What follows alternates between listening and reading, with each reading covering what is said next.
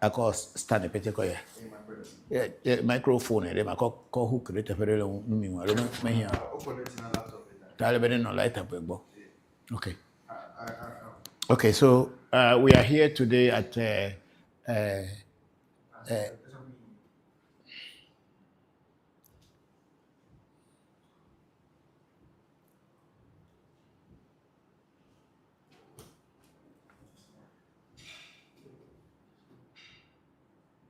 is that the one with the laptop? No, please. Oh no, the one with Kofi is holding.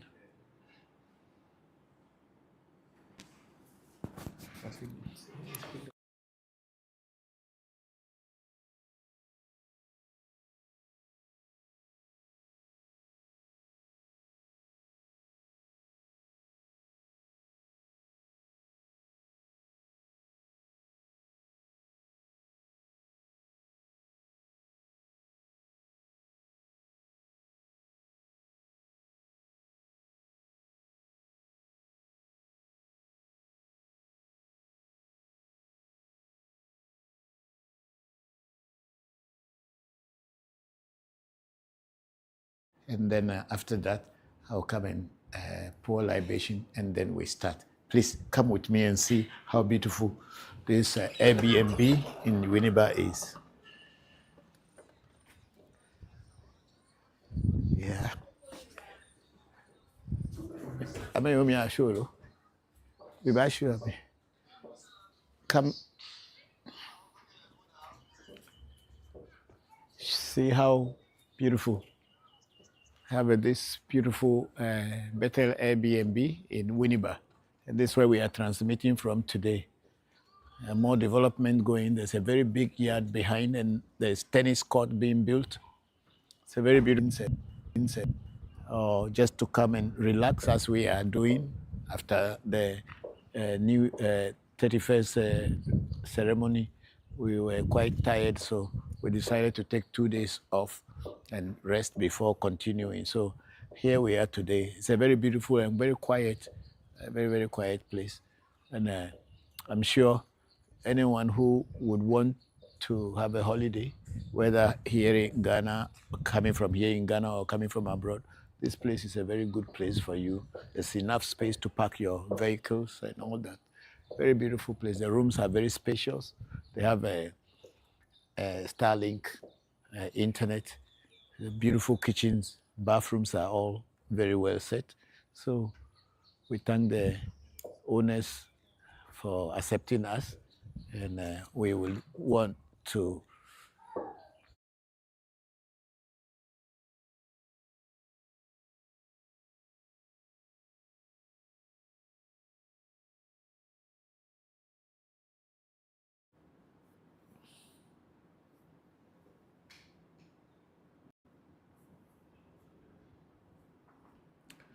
So on YouTube, we have not got any questions here yet. And then on ReVodution, Voodoo Education also, we have not got any questions or comments as at the moment.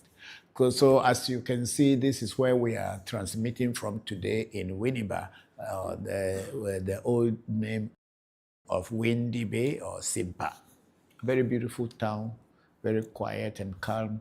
And then we are at Bethel Airbnb, very quiet location, and we really love this place.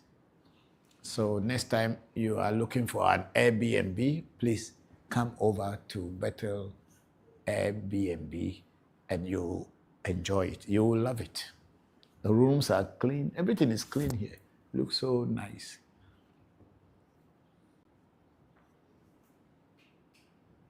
Okay, so last 31st, okay, we have greetings from my big sister, Enyo Afi in Germany. Say greetings from Germany, Papa. Thank you very much, big sister. Happy New Year to you. And then, of course, Happy New Year to all of you, those of you who were not able to watch our live transmission or streaming during the end of year rituals. I'm saying Happy New Year to you. May this 2026 bring you your heart's desires. I'm grateful to you all. Auntie Afi, sister, happy New Year to you. And then I was about to, let's move on. Let me finish reading everything. Then we have Ajete Don say, I want to fellowship with you. We don't do fellowship here. We are not Christians. We don't do any fellowship here. I'm sorry. We are not Christians. We are traditionalists, and traditionalists, we don't do anything called fellowship. I'm sorry. We don't worship here. We don't have anything called worshiping. We don't do that. And then we have a certified owner saying, that's what I heard, and what can I do to help stop anything making things difficult for one? I don't know how, if you want to find out what the challenges in your life are, African Magic Temple offers a reading, spiritual consultation. And then through that spiritual consultation, you'll be able to identify the challenges and the causes of your challenges. And you will also be guided on what to do to overcome those challenges.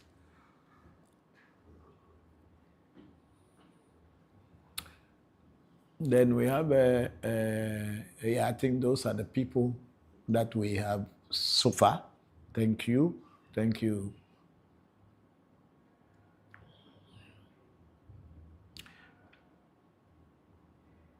And then I was going to explain about the what we did last Wednesday concerning the end of year and the new year that we are going into. The new year that we have entered is the year of the planet Jupiter. Because Jupiter is a Saturday planet, and we are in the year of Jupiter. And what are the attributes and the things that Jupiter brings to us? The first and foremost of what Jupiter brings to us is Jupiter brings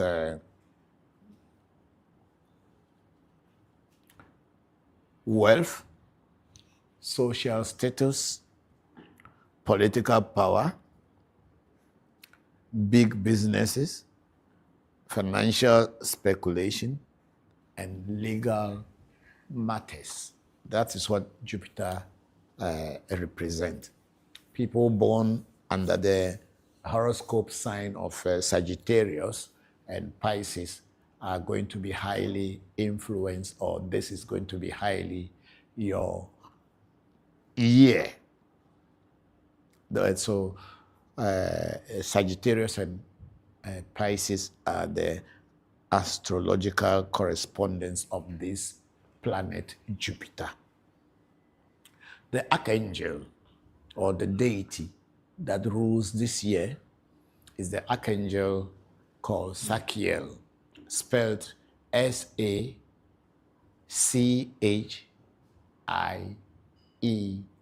Sachiel is the deity. Call it archangel. The Eves will call it a tron. A tron. A tron simply means a spirit that is a very bigger spirit or a deity. No, the archangel is one word. Yeah, put here archangel. Sachiel is in English, and in our African traditional spirituality, we just call it a tron, because all spirits are deities, and all spirits are archangels, or they are, most spirits are archangels, because we have angels, then we have archangels, we have principalities, and all that. So the year in which we are is the year of archangel, or a throne that is called Sakiel. I am yet to identify its Ewe to correspondence in Ewe or in any African deity. But then it's not only Africans who have deities. All other people around the world have their spirits and their deities or voodoos. The color of this year is supposed to be purple, gold, and green, as well as blue.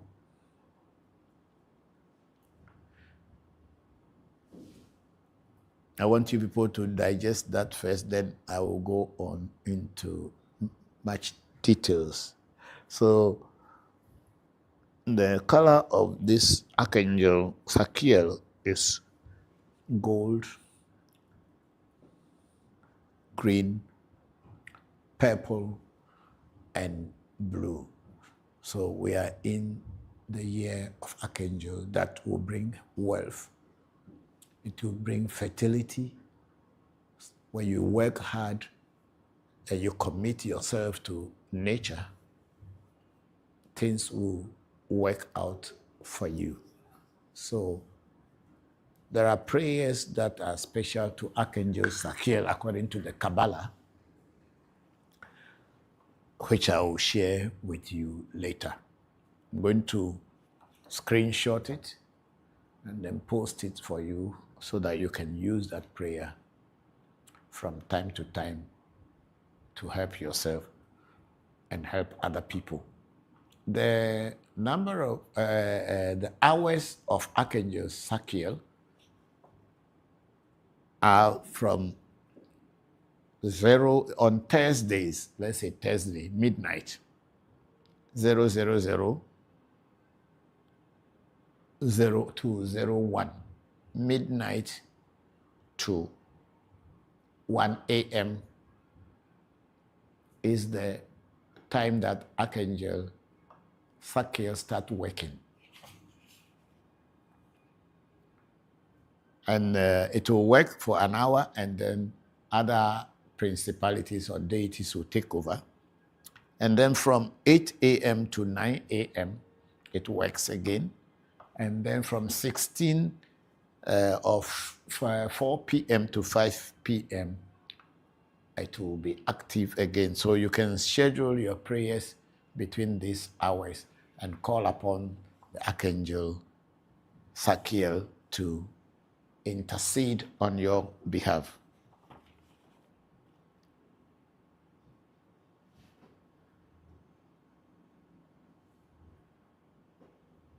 Those of you who practice a tarot card, the Archangel Sakiel represents the emperor in tarot cards. Archangel Sakiel is the one who represents the emperor in tarot, people who do tarot reading. So please notice that this year, when the emperor is appearing in people's reading, when you are using tarot card, you can know that the Archangel Sakiel is the one actually working. And if there are things that you know to activate it to help your clients or help yourselves, please go ahead, because this is the year of money, the year of money. That when you work, the little efforts you make, it will materialize into finances for you. So I am teaching this again today. I mean, I have learned these things over 40 plus years ago, and they are still with me. The prayers for invoking Archangel Sakiel is the same prayers that are used in invoking Archangel Michael.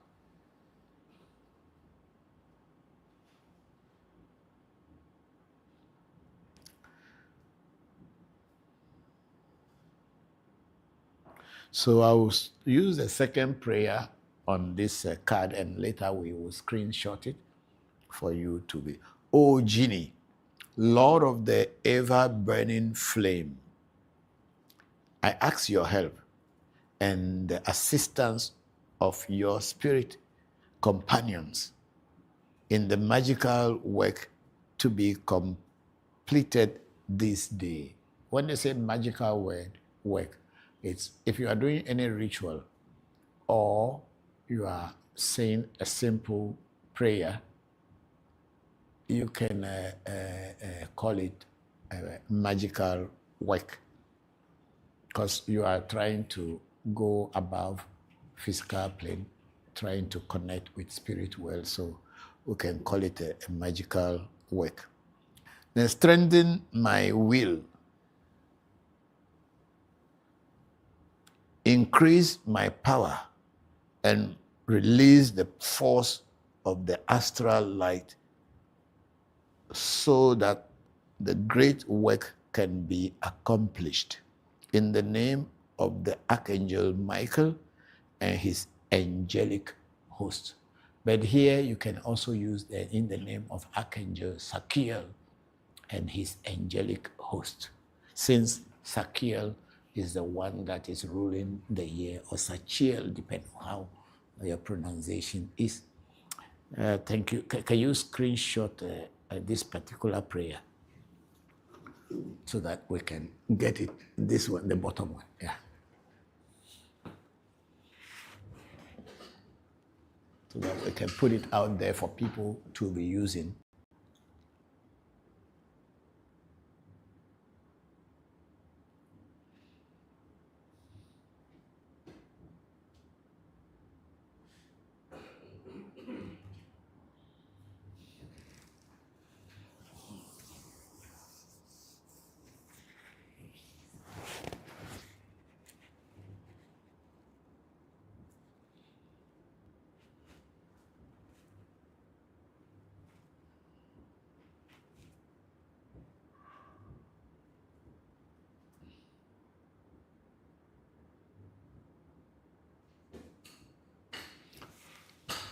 Oh, okay. Thank you. Thank you.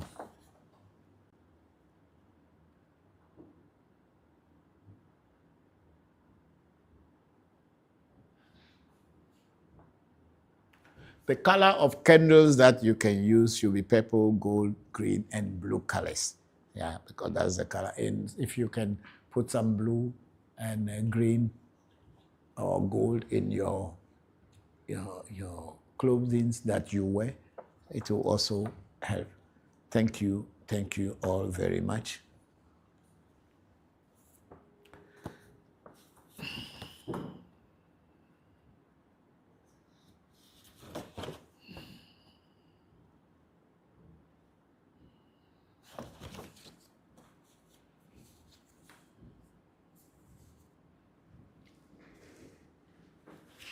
And of course, in the people who use gemstones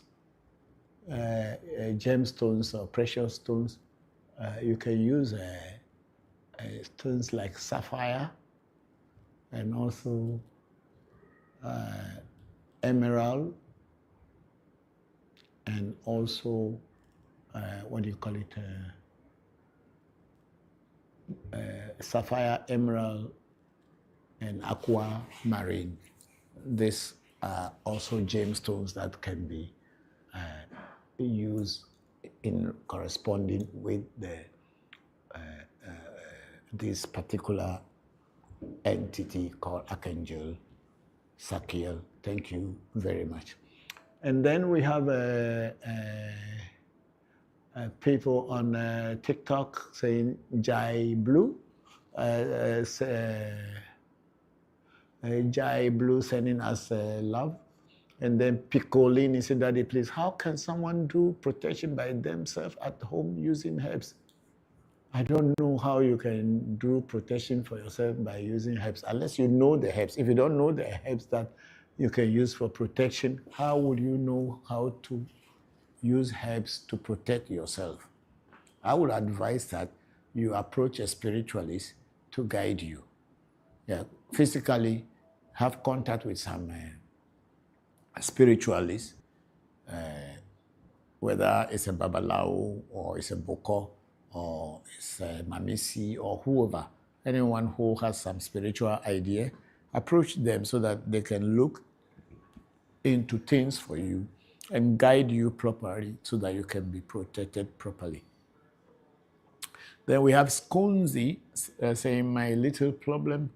What everybody has a problem. What's your little problem, Skonzi? Thank you for joining the section. We are grateful.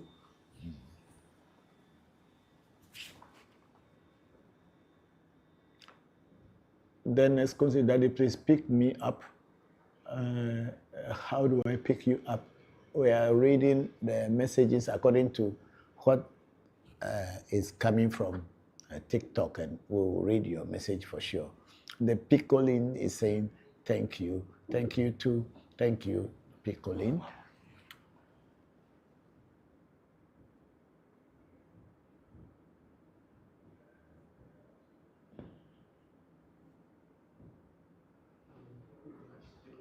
You said?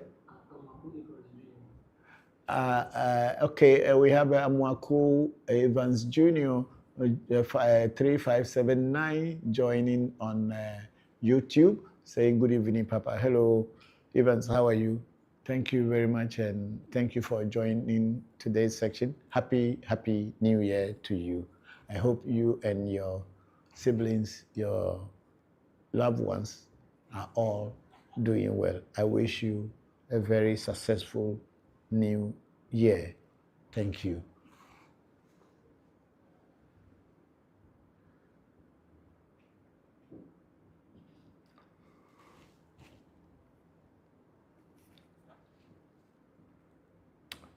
So on ReVodution Voodoo Education on Facebook, we have our sister Kadi Fisher say, a year of money, Archangel Sakiel, color gold, green, purple, and blue. Yes, yes, my dear.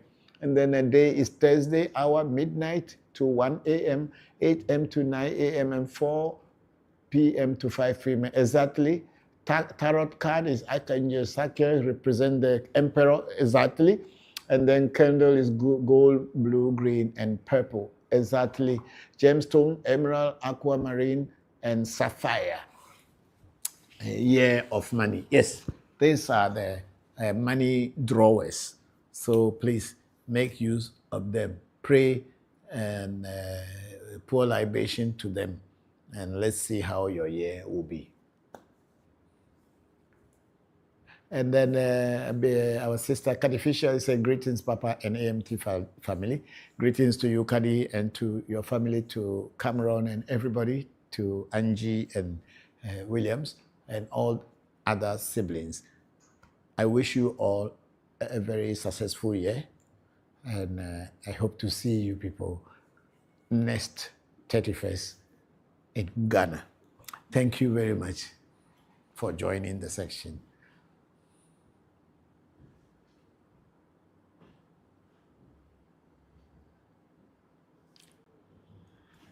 Yeah, we have African Magic Temple on Facebook. We have DJ say, what is Jogbe? Okay, the word Jogbe is used in many different ways. In the Southern Angona Ewe language,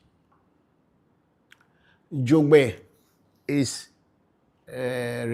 represents people who died in trauma, or people who died traumatic death. So they call them Jogbe, Jogbeto, or I don't know, something connected to Jogbe. But the word Jogbe also in central Ewe context means north, where like savannah, or a place that is not forest. But in spiritual terms, when they say Jogbe, we are talking mostly about a place that trauma had happened, or spirits of people who died traumatic death are buried. In Central Ewe, the area where I came from, we also use Jogbedeo, people who died traumatic death, but we mostly use the word Amechi Ava. Amechi Ava means people who died warrior death or died like warriors or died in a battle or who had had some accident or blood had spilled before they died. People who had cuts on their body, whether it is surgery or accident or wound on their body before they die, they are considered Amechiava or Jogbede, people who died while they still had wound on their body.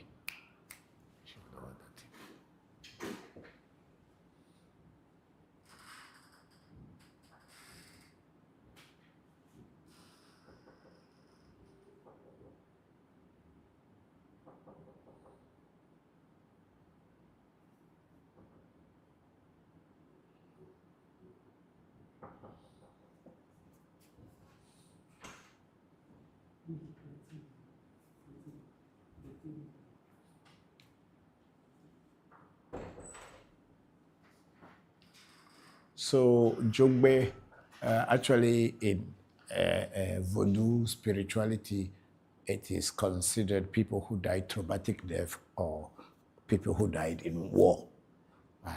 That's what it is. That's why when we feed ancestors, we feed the people who died normal, peaceful death, and then we feed the Jogbe people also, but we don't feed them together, we feed them separately. So Jogbe, if that is a spiritual disease, that's what it means. But otherwise, it means north. That's why in Ewe land, Ewe Dome, we call this Batakari, Jogbe Wu, the dress of the northern people, Jogbe Wu. So when you go to places like Bando, Amfwe, Avate, and sometimes in Hohwe area, Peki area, they will not call it Batakari because the Batakari is a word from the north. But when we, the Eves, we want to call it in our language, we call it Jogbe Wu because it's coming from the north. So I hope I have explained it enough, Amwaku Chinio. Thank you very much for that beautiful question. Okay, let's go to other places and see if we have something.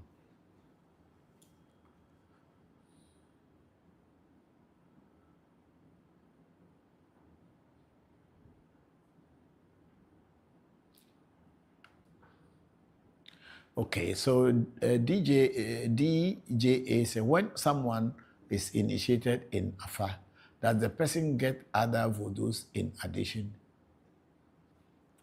Okay, a lot of time people say when you are initiated into Fa, you are not supposed to get any voodoo, depending on which kind of Afa you are initiated into.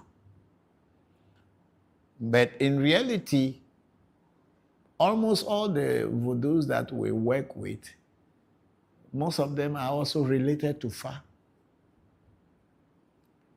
So when you are initiated into Afa, you can still get other voodoos to work with because Afa is more of a pathfinder. Afa is a thing that gives you direction and gives you meaning to the things that you cannot understand, whether it's about your own life or it is about your voodoo or it's about your spouse, about your friend, about your work, about your business. Afa is there to guide you, to tell you what is the inner secret of the thing. So Afa by itself, even though people say Afa itself is also a Hu, or it's also a voodoo on its own, but in the Ewe context, Afa is more like the one that gives you meaning to whatever you are doing. So you can be initiated into Fa and yet still have other spirits or other voodoos, be initiated into other voodoos that you can work with.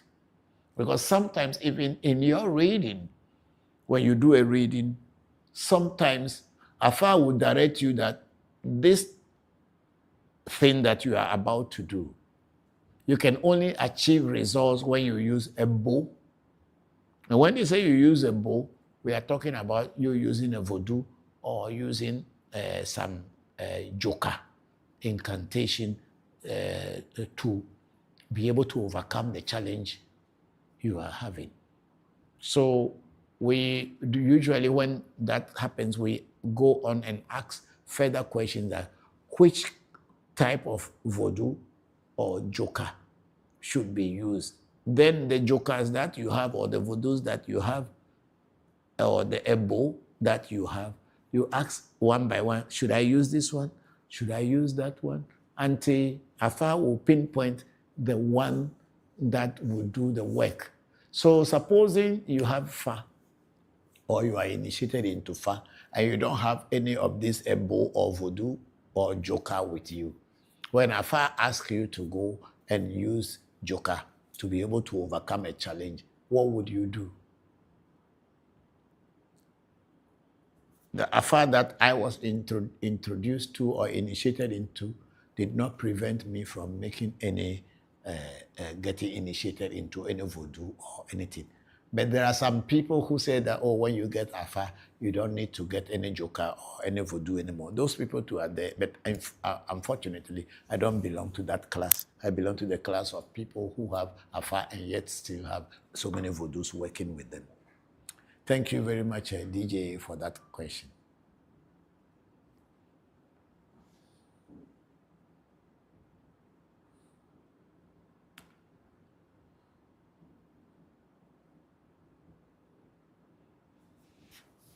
Okay, so we are on YouTube again, and we have a meditate, sleep, relax, Omo music 558. It says, greetings AMT and all AMT Bokors at the New Year party.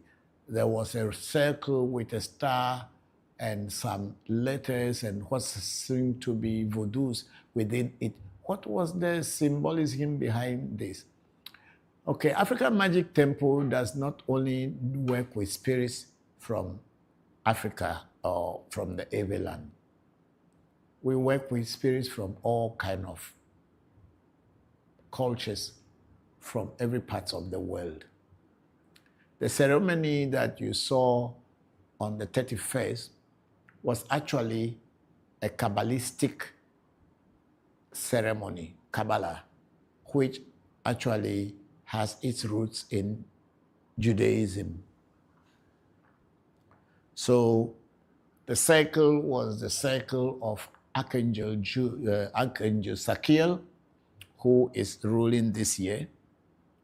We drew its seal, and then we did its invocation using the Kabbalistical invocation of Solomon at the ritual to invoke Archangel Sakiel to come to bless us for this year.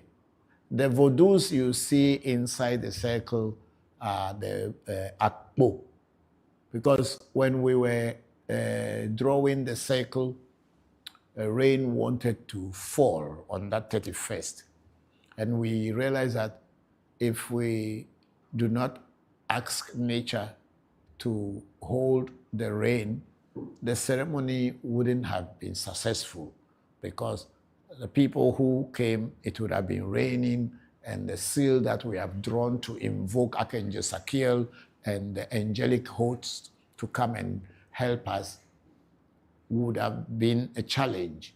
So we brought a Togbe Avlakpo, which is one of the voodoos African Magic Temple has, to stop rain from falling, or asking nature to have mercy on us when rain is about to fall, if we have a special ceremony to do and rain want to disturb it. So the voodoo in the circle was brought in to help us communicate with nature, to communicate with the skies, so that the sky will listen to us. And the sky surely did listen to us. and the rain didn't come down, apart from the few drops that came. But then all around us, people who came to the ceremony passed through rain before coming to the ceremony or through the rituals. And their cars were all white with rain, but the area where we were performing, there was no rain. So the voodoo you saw in the circle was Togbe Ablako, which we used to stop rain. It's not only for stopping rain, it's to do a whole lot of things, but in this case, we ask the rain to give us a chance to perform our rituals, and nature listened to us. Thank you very much for this. So it is a Kabbalistical invocation of King Solomon, and we were invoking Archangel Sakiel. It is not a traditional Ewe Vodu practice, but it's also a Voodoo practice because the word Voodoo means spirit. And African Magic Temple deals with spirits, and we are not limiting ourselves to spirits of only the Ewe land, even though we try to explain things about our tradition. A lot of people are not interested in African tradition, so we try to promote it. Most people have gone to churches and all this thing, calling upon angels and all this thing, but they don't know angels are also deities. And we have some of them who we can have a corresponding name in our language. And I believe in everywhere else in the world, in every culture, there are correspondences in names in every spirit. Because the spirits are universal. They don't belong to anyone, but they belong to everyone. And if you can channel them rightly and properly, they will work with you. So African Magic Temple work with so many other deities and entities that are not necessarily African name. They have other names we work with. I hope this explanation goes well with you. Thank you very much. And then meditate, sleep, relax, Omo Music 558 went on to say, I heard one time you said the Archangel Camille is the same as Jopata. Exactly. Exactly, in Western tradition. Yes, exactly. Who does Sakiel correspond with? That's what I had already said, that I'm trying to now to do research to find out which Archangel, what Voodoo or Tron that Sakiel corresponds with. I don't know it in our this, but my suspicion would be any Voodoo that works with any Voodoo that brings wealth and brings fertility could be a Voodoo corresponding with Archangel Sakiel. There is a Voodoo I have in my shrine, which is called Alajadu, but Alajadu is not the Thursday spirit, so I cannot directly correspond it with Sakiel, but rather with Archangel Aniel, which is Frida or Jasmine in Hinduism, and Yasmin in Islam. But Archangel Sakiel, I am yet to identify which Voodoo that it works or corresponds with in our culture. Thank you very much for that beautiful question. And then meditate, sleep, relax, Ome Music 558 says, can Voodoos possess or appear in form of a flock of birds or dog or some animal? How would they generally make their presence felt or seen? Depending on everyone, Voodoos can appear to some people in physical form. They can appear to certain people by possessing them. And if you will I use the word intentionally? If you use invocation to invoke a particular entity, whether it's a voodoo or an archangel or a deity. If you have their seal and you have their sigil, the seal is like their invisible form, and the sigil is like their signature.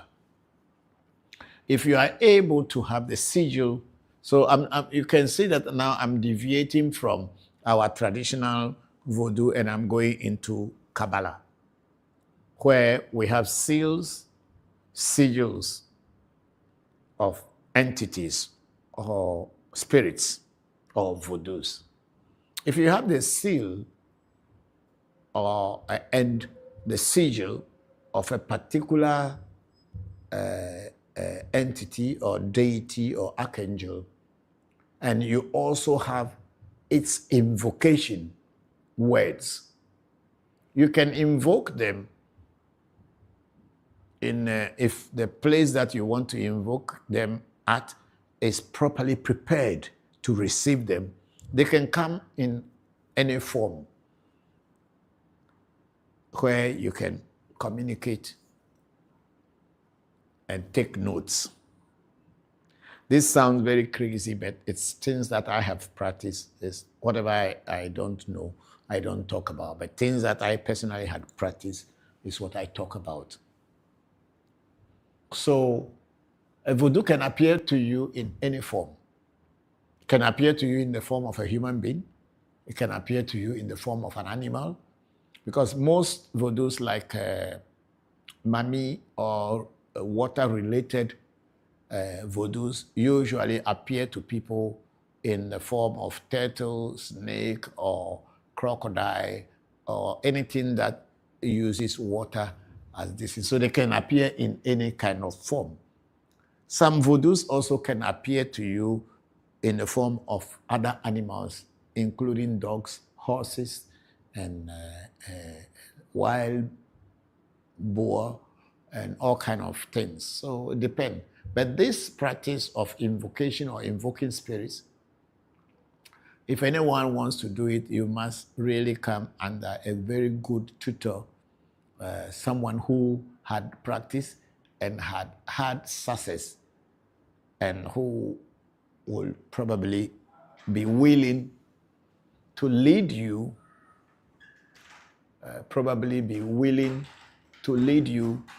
into, no, they can pass here. They can pass here. Will be willing to lead you in that particular that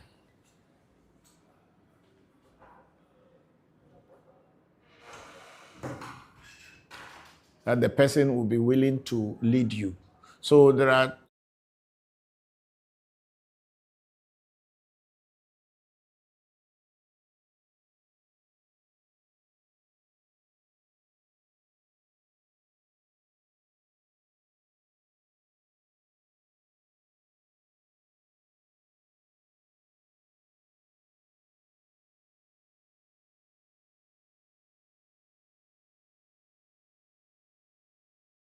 study more about it and then know what you are doing before going into it.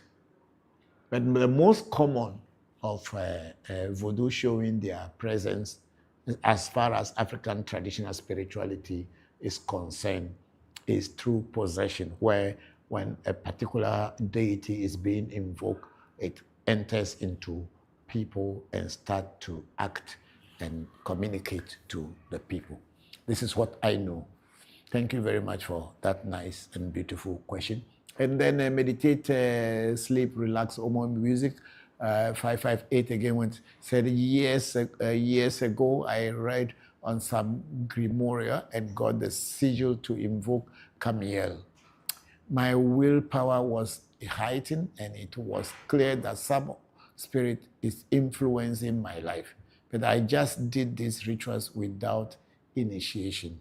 Okay, I understand because I had also invoked Camille or Samuel, which is Jopata, and I had invoked him physically in a glass of perfume oil, and he appeared and taught me things that I have notes written. Even today, I have those down. So I will not doubt that I have practiced these things long time before coming back into traditional Voodoo.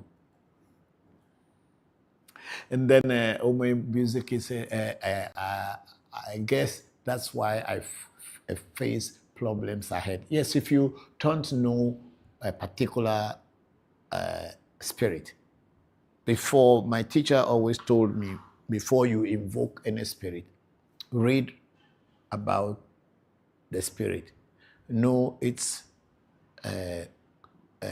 pros and cons, good side and bad side, and then you should know the times to invoke it, and then also you must know how to dismiss that spirit to go back into the spirit world after invoking it. Because if you invoke a spirit and you don't dismiss the spirit will be hanging between the spirit world and the physical world, and it may be disturbing you and probably disturb other people. So it is advisable that when you invoke a spirit, try to learn how to also dismiss.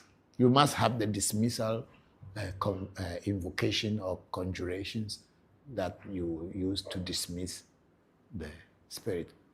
And if you don't know very much about the spirit and you start invoking it, you may be bringing challenges to your own life. So it is advisable that before you do any invocation of any particular spirit, read more about it, learn more about it, and find out what that spirit does and what rules that spirit follows, so that when you are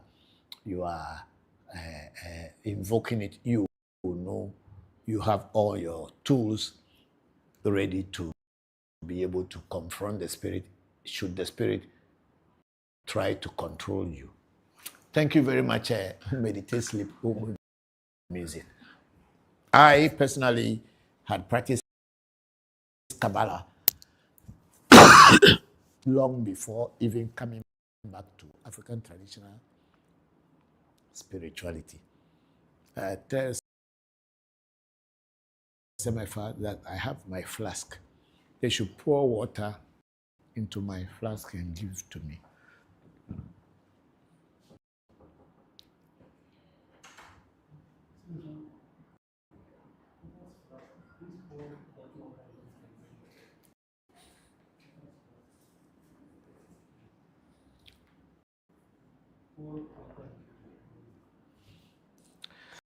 Thank you very much, Omo Music. We are very grateful. You know, these are questions that tells me that you had done some practices or invocations or some kind of Kabbalistic practices, which is very good. Yeah, I have been part of those things long ago. From the age of 16, 17, I was already invoking spirits and working with some spirits. But then I was not directly into African traditional spirituality. But it was after a long time that I had become a Hindu monk. And over the years, I realized that your own tradition is where you meet your God, is where you find peace. And for this reason, I came back to African traditional Voodoo, which is my own. And then I learned it well from a good teacher. Today I am teaching it, I'm practicing it, and I'm using it to help myself and to help the people who come across me. And because in this African traditional spirituality, I don't need to translate or think of anything. The words that come out in my Ewe language are the words that I can understand. The words are names and words that I understood easily, and I don't need to really worry about them. Yeah. So that's it. So it's good that it's good to learn from all cultures. And then we have Bokor Kwabena Penny, Dr. Kwabena Penny. He said, Happy New Year, Papa. Hello, Bokor. And Doctor. I'll call you Bokor and Doctor Kwabena Penny 8117. Say Happy New Year and Happy New Year. Many, many, many happy returns to you and to your loved ones. Thank you very much for joining today's section. And then Dr. Kwabena Penny is saying that I pray 2023 is a blessed year for you, your loved ones, and the whole AMT family. I wish you the same. I wish you the same. Thank you very, very much, Bokor, for all this. It's all of you that have made AMT such an interesting family. It is you all that have made African Magic Temple such a unique traditional spiritual shrine among all other shrines. I am grateful to you all. May this year also bring peace, love, prosperity, good health, and above all, happiness to all of us. I'm grateful. My regards to your beautiful wife, Ada.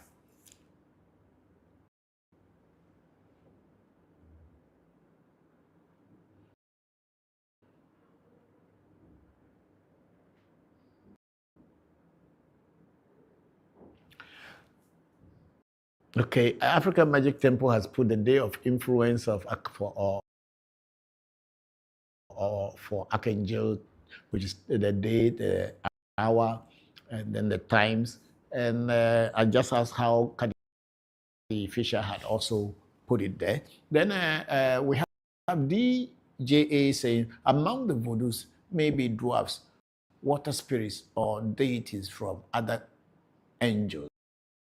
Which one is easy to handle in terms of feeding and other ways as well? All of them are easy to handle if you know how to handle it. People are pilots because they learn about airplanes. People are engine drivers because they learn about trains. There are some trains who are even faster than airplanes these days, like in China, the bullet trains in China. People are drivers. They drive cars. And people ride motorbikes. And some people also ride bicycles. And some people also just walk. In life, I think they say we are offline. Is it? Yeah, I think it's back. Are you sure? Okay. So the question of saying which of them is easy to handle depends on how much you learn about the one you are dealing with. You can be riding bicycle and you'll be very perfect in riding a bicycle. But sometimes, maybe if you take a training in riding a motorbike, you can easily ride a motorbike too, or drive a car. And if ever the opportunity to fly an airplane or drive an engine comes, once you are taught properly, you should be able to know.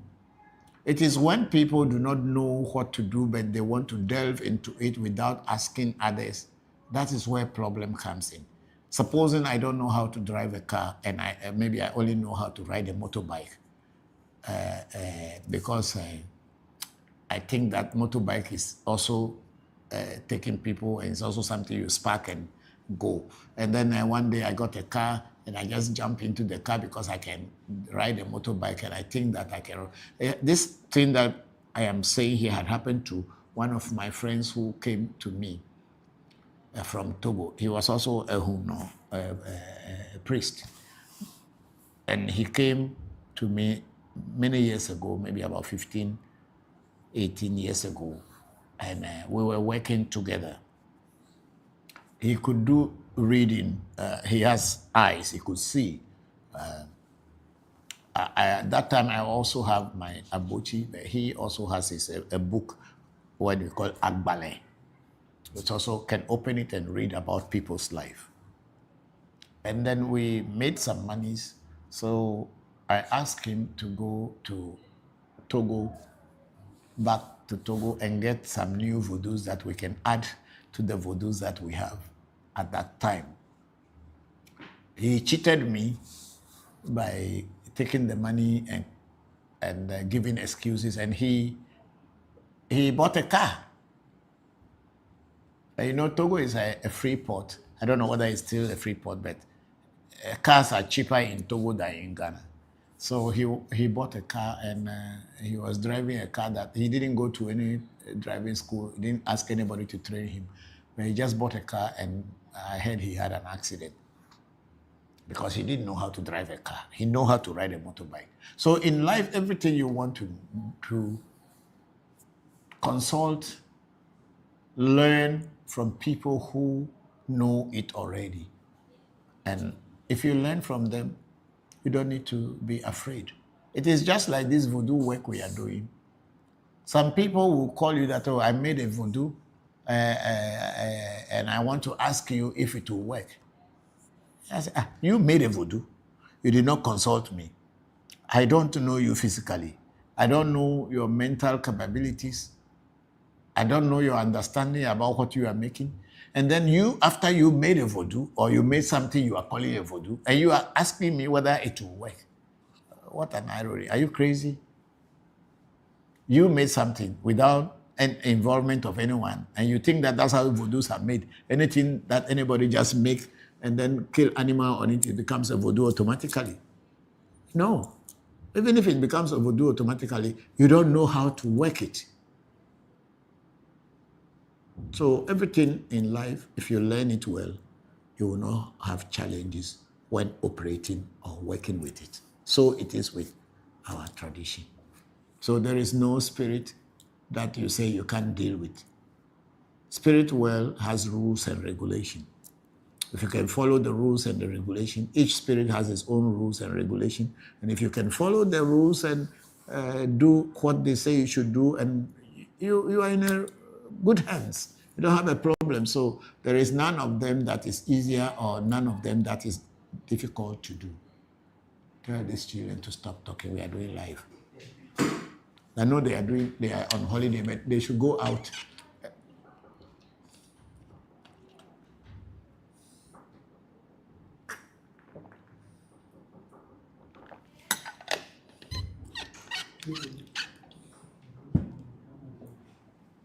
We are doing live, so please stop shouting.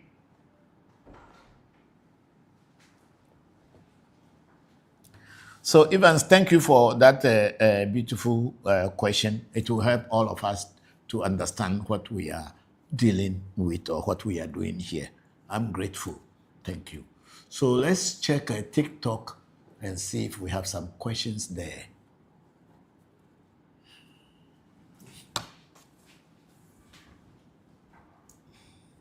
It says the TikTok live ended. Say? It says the TikTok live ended. Hey, what happened again? It's strange. Let me start it. Is it? So all that I was saying was 0. Wow. Some came, but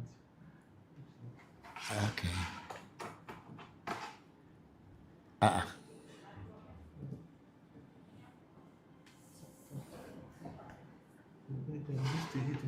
they should not. But they have to tell us why they ended it. We are not showing any alcohol or anything here.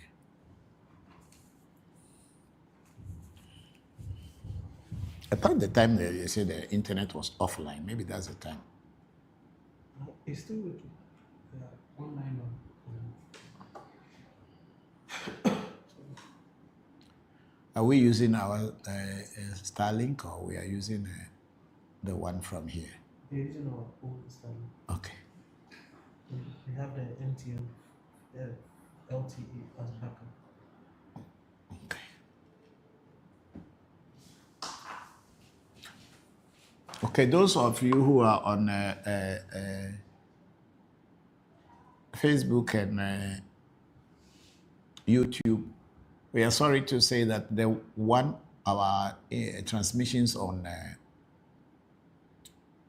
TikTok has ended abruptly. We didn't know why. So now we are discovering. So maybe all the things that I was talking about, you were not hearing me. It just ended. So we'll be safer, those of you who can tune into YouTube and if people can tune into YouTube and Facebook, it will be wonderful. Because the TikTok just ended for no reason. We don't know whether the location that we are in that made it to end or what, but it just ended and I didn't even know. I was trying to explain about the questions of DJA. I don't know whether it was the internet that cut off, but they said that it ended. So please try to send the questions again and then I will. I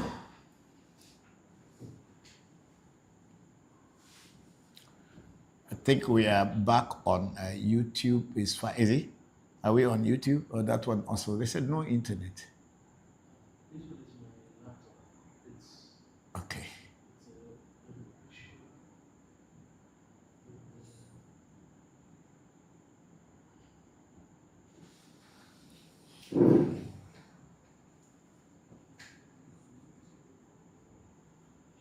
I see some people's chat has been disconnected. It's a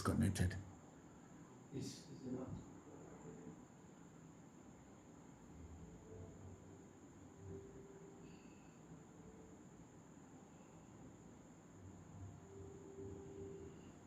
Are we okay now? Yes. On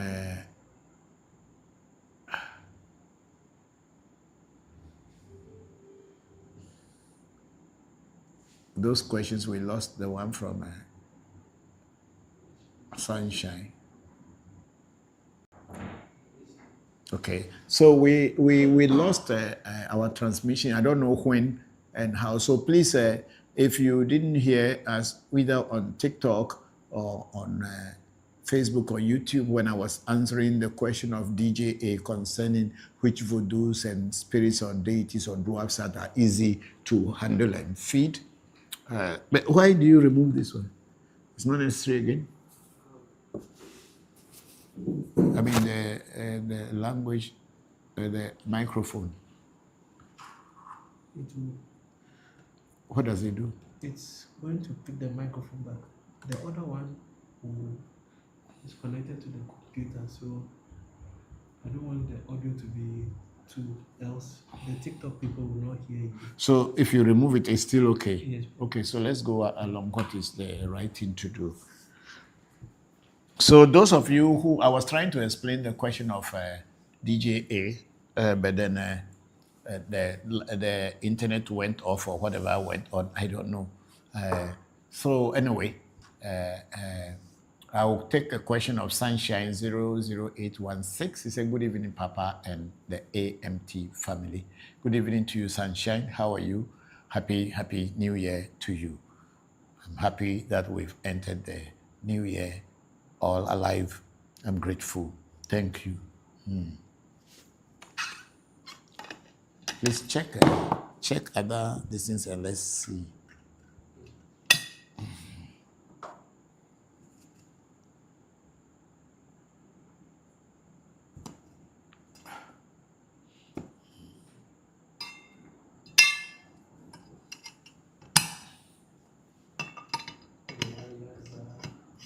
Which one is it? Okay. Nweza Nomona Wada. Say road. It's a Happy New Year, Papa. TikTok live has ended. And from that side. Okay. Yes, we don't know how that came about. And then I was answering DJ is that among the Voodoos, maybe dwarves, water spirits. Yes. Yes. Water spirits. Good evening. Good evening. Yes, please. Yes. Is it dark outside? Wow. Wow. Okay. Okay. There's another one on here. Okay. Okay. Thank you. Thank you. We are going on well. Thank you very much, Uncle Joe. So the TikTok has ended. We have TikTok and YouTube. Everything has okay. TikTok only ended. So we have restored it. We have restarted it. So yeah. Okay. So let's go on. And I hope when I was explaining DJ is a question on Voodoo, everybody has understood. But if not, please let me know so I can go over it again. Okay, your internet. See, it was the internet connection that went off.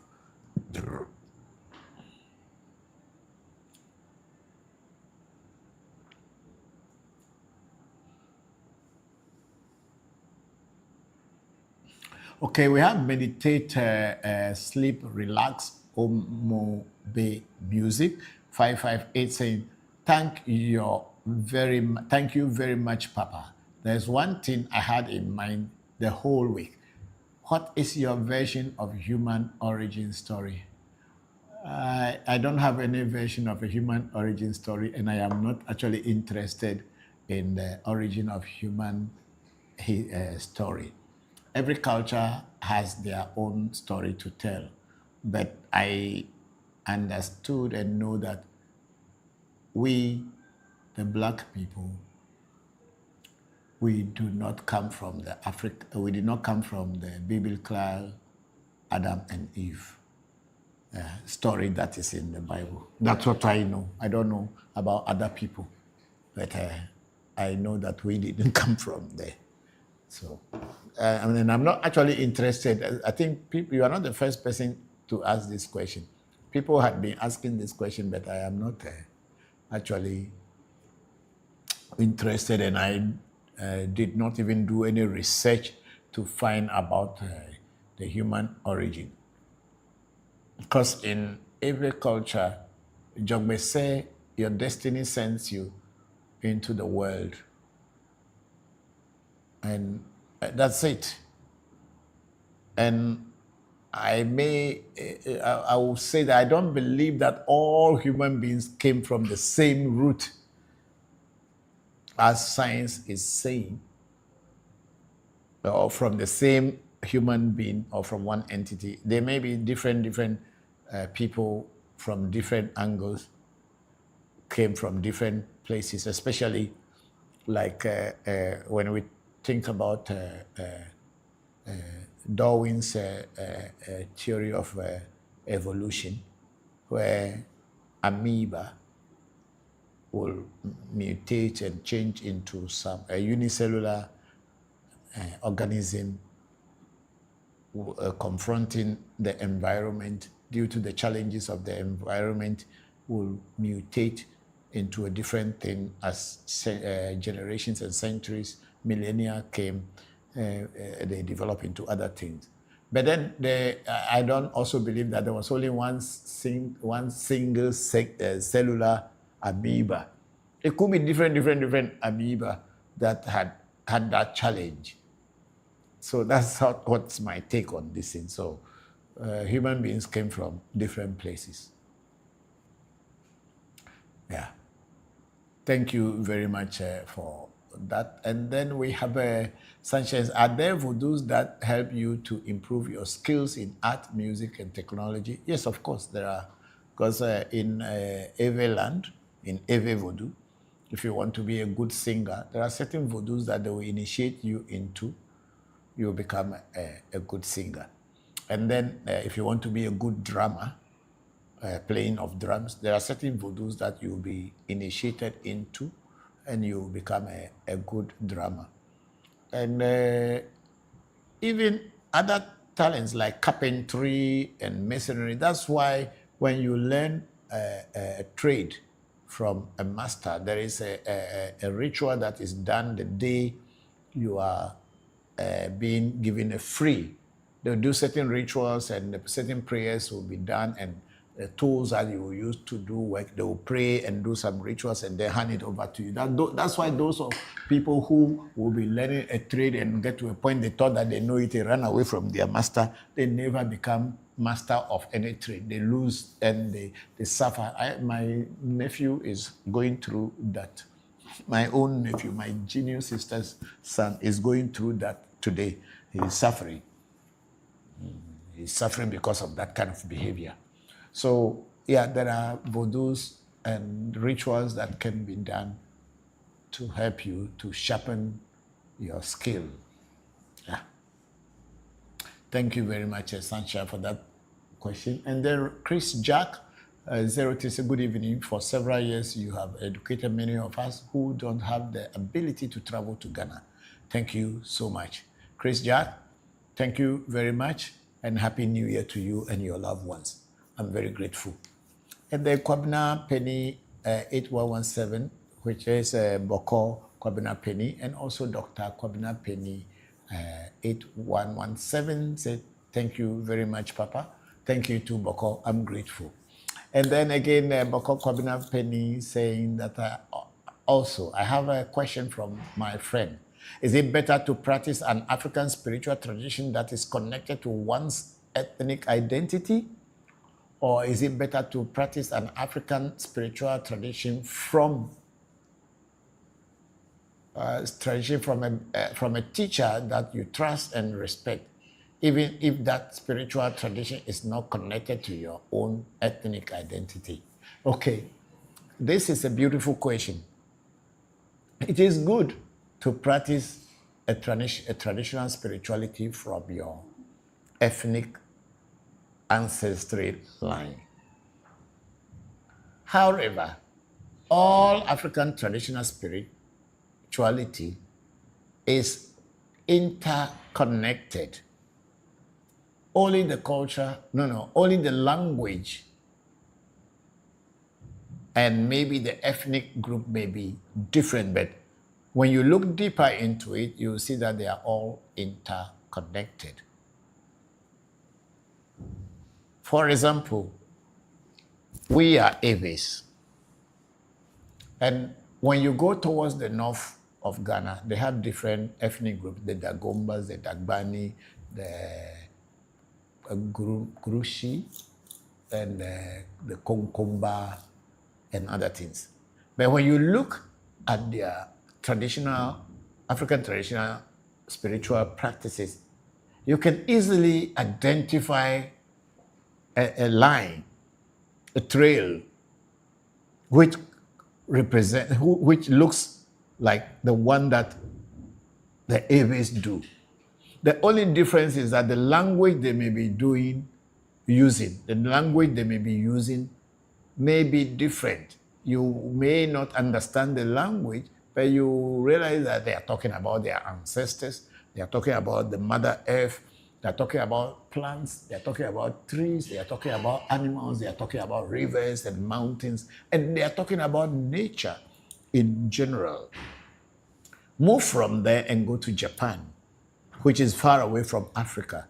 You will see that they are also talking about the same thing, spirits of nature, the deities, the mountain, spirits of the river, spirits of the mountain, spirits of the forest, which is the same in Africa. When you go to other places in the world, in the Pacific, or even in Europe, when you go to people who talk about traditional spirituality, you will see the same trail, you will see the same line in it. So spirituality is universal. So for you to learn from your ethnic group will be the best. But if you don't have a teacher who can teach you to understand your own tradition, it is advisable to learn from a teacher who can teach you from his tradition and then will introduce you into your tradition, because when you see similarity in what you are learning from another teacher from a different ethnic background, and you can see it in your own people, then you are just gradually understanding your own ethnic identity or spirituality. So whichever way, if you have a teacher in your own ethnic group that can teach you well to understand well, so be it.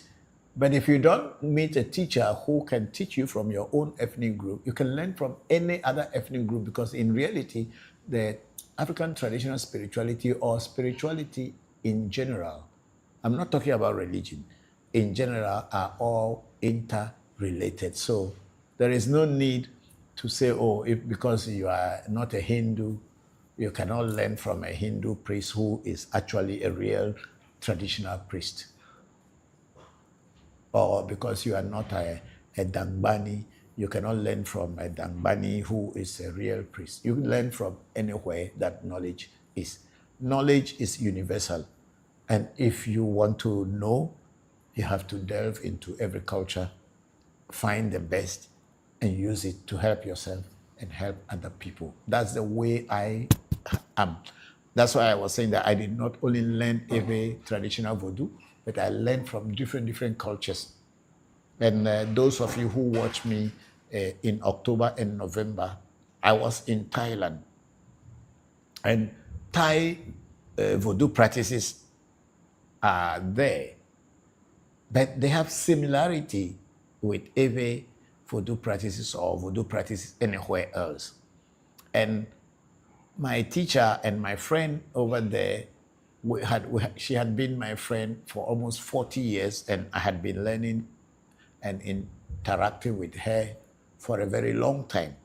And when I got to her shrine, she does not see my spirituality totally different from her own, but she just sees that what we are doing is exactly what they too are doing, only in a different geographical location and in a different language, but it's the same. That's why we could work together for so long.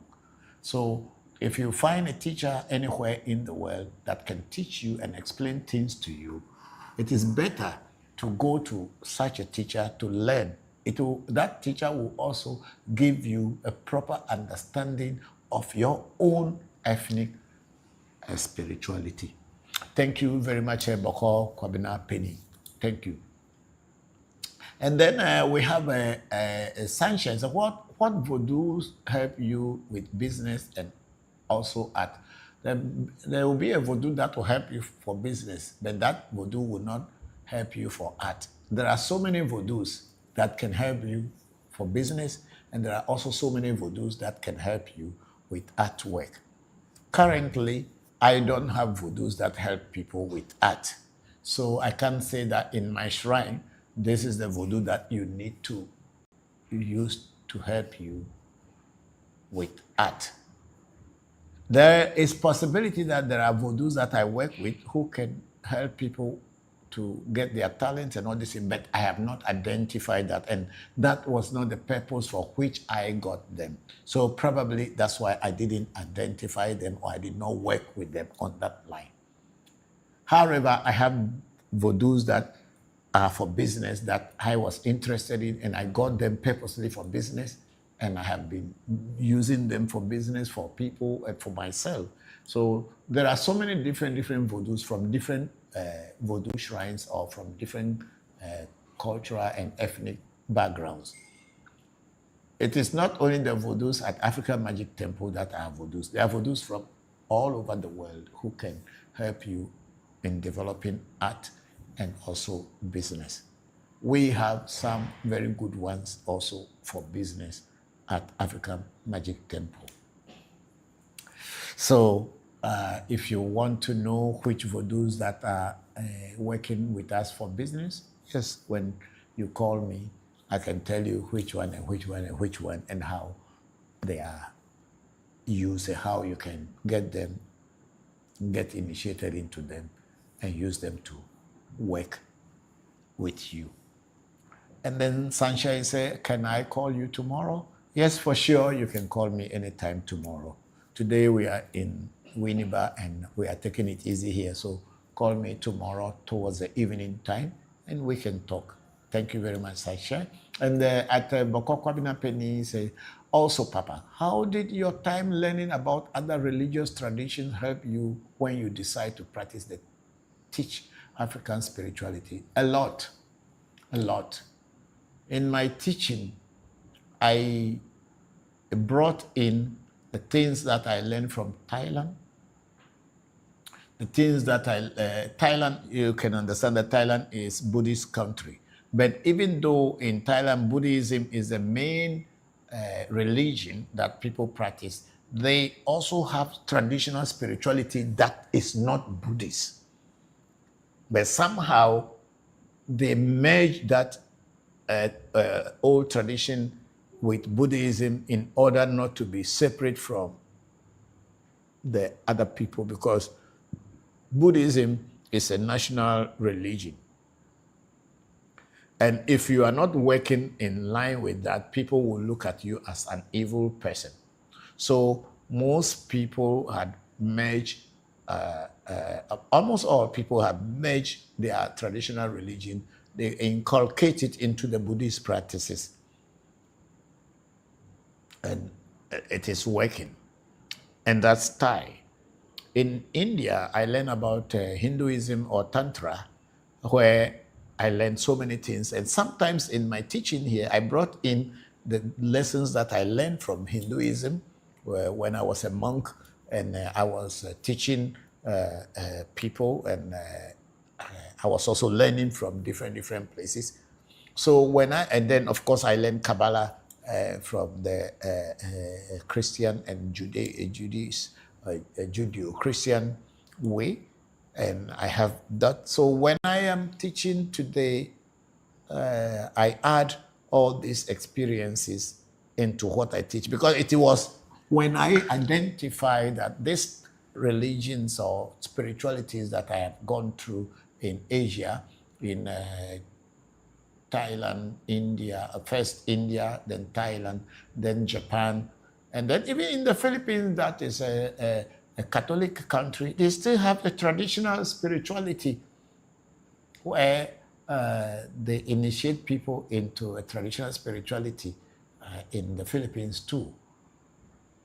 And all these things have made me what I am. So when I am teaching, I am putting some Judeo-Christian teachings, I'm putting some Buddhist and traditional Thai, and then I am putting Hindu, and also I am putting all that I have learned into it, and it has really helped me to make me see spirituality as a one entity, not difference. As I said earlier, it's just the culture or the ethnicity may be different, the language may be different, but if you look deep, you see oneness. That's why I said earlier that spirituality is universal. So it is advisable for people to learn from everywhere that you can acquire knowledge and wisdom. Don't say because it's not from my culture and it's not from my people, I don't want to learn. It's only a fool who doesn't like knowledge and wisdom. So all these things have helped me. That's why when I'm teaching here, I can say with authority that this is this, that is that. Because when I came back into African traditional spirituality, it was because I have seen the similarity in all this, and I realized that no, our people also have this same thing, but maybe the way to explain it, the way to present it is what is not, other people do not know how to present it. That's why it looks evil. So if you look very well, my approach to Voodoo and African traditional spirituality is a very easy way, not putting fear into anyone, because there is no need of becoming afraid of what belongs to you. I try to teach it openly, and what I don't understand, I tell you I do not understand or I do not know, and I try to learn about it from your comments and other people's comments. That is what it is. So the more you learn from other cultures, from other spiritual practices, from other religions, the more you will understand your own, and the more you can explain about your own to other people. You see this mirror here, it's coming from the Kotokoli people and the Kabiye people. But then we work with it, and it is working with us, and it is very clear we understood each other. But then if our people had not gotten it from the Kabiye or the Kotokoli people, how would we be able to use it? And if we have limited our knowledge and wisdom and our learning abilities only to the Ewe or our people, how would we be able to know all this? So it is advisable to learn from everywhere, and the information you get from all these places is going to help you with your own, and you'll be able to explain yours better to yourself and to your people. Thank you very much, Bokor Kobina Penny. I'm grateful for that beautiful question. Then meditators sleep and relax or more music. 55 say, can you please share the lyrics to one of the favorite songs sung on the AMT shrine during ceremony time, like the 31st? One song that is famous in the shrine. We don't have any famous song in the shrine. It is when the spirit takes people and the drums are going, you begin to do. The most common that people who, my children, Sena and Pele, like is Ewe Vodu. When the drum beats start beating, the sound of the drum beat, no one will tell you to join in, because it is the sounds of the beating of the drum will invite you to dance. Ewe Vodu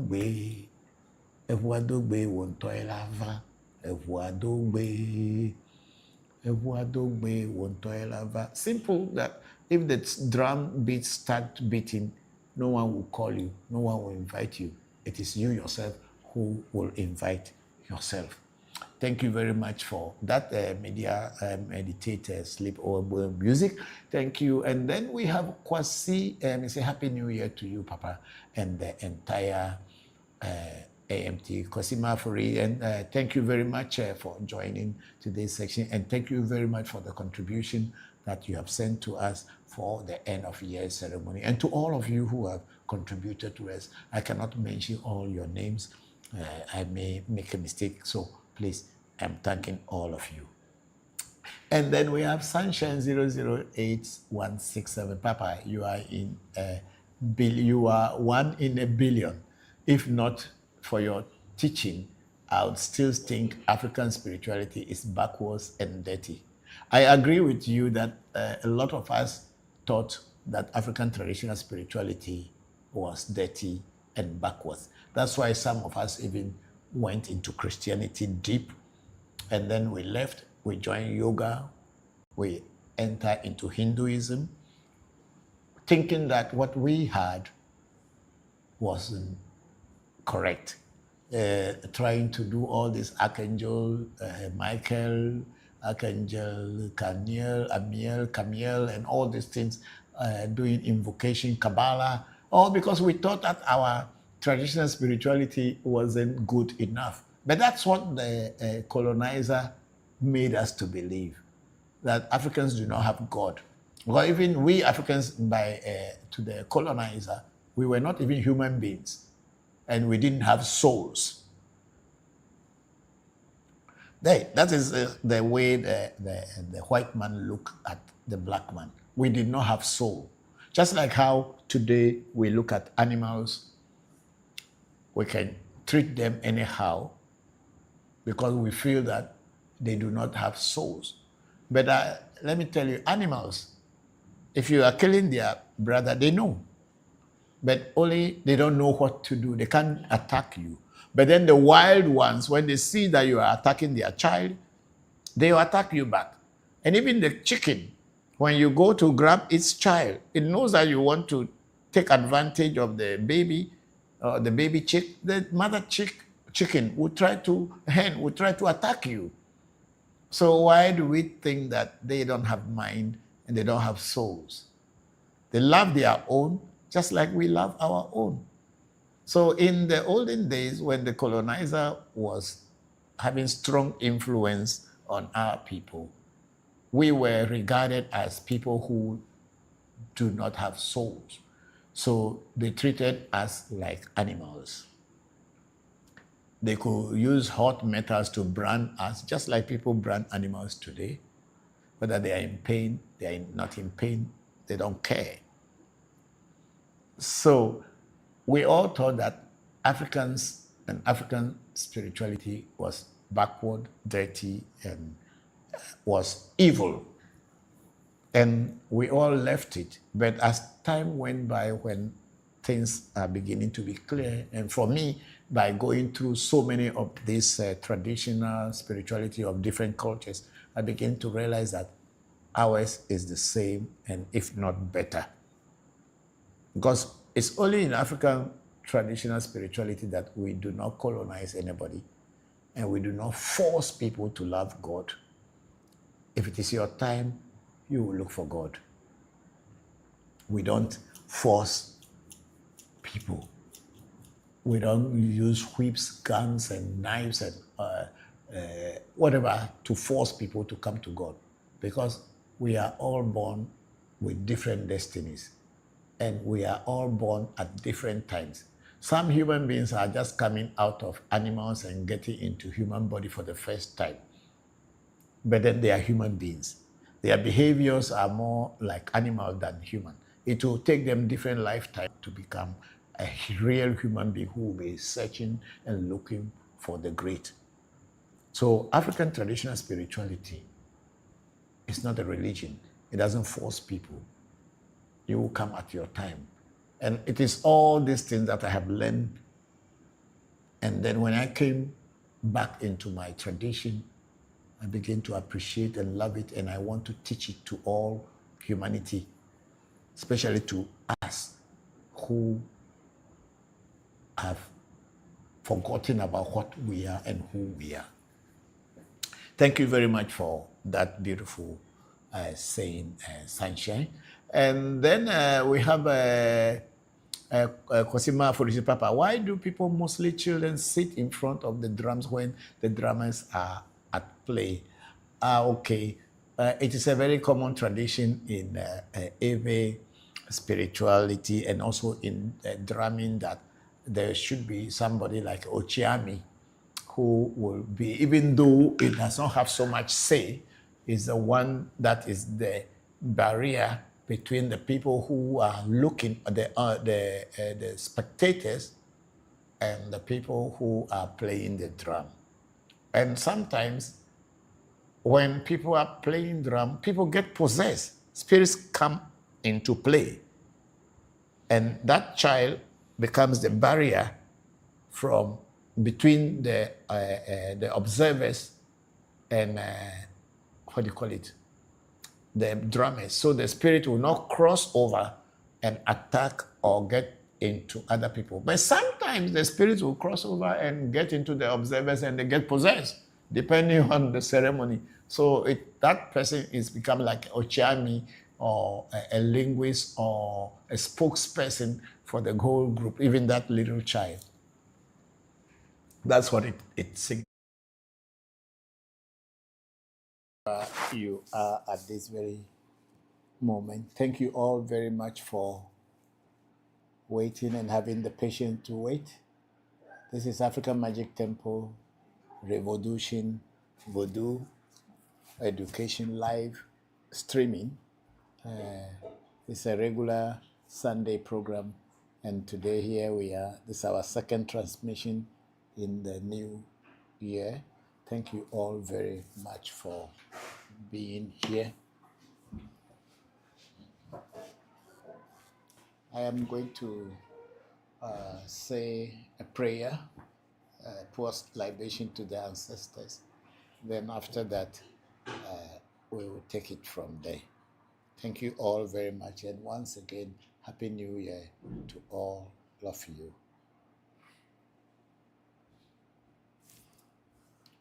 Oh, ago mauga, ago mauga, ago mauga. Mauga Sobolisa Meduago, Mauga Kitikata Meduago, Mauga Esse Meduago, Esse Joto Amejoto, Esse Nanu Ame, Sete Nanu Ame, Woman of Heavy, Dokun of Heavy, Woman of Heavy may be an anu, Dokun of Heavy, Ubena, Dokun of Heavy, Piano, or Woman of Heavy, Ubena.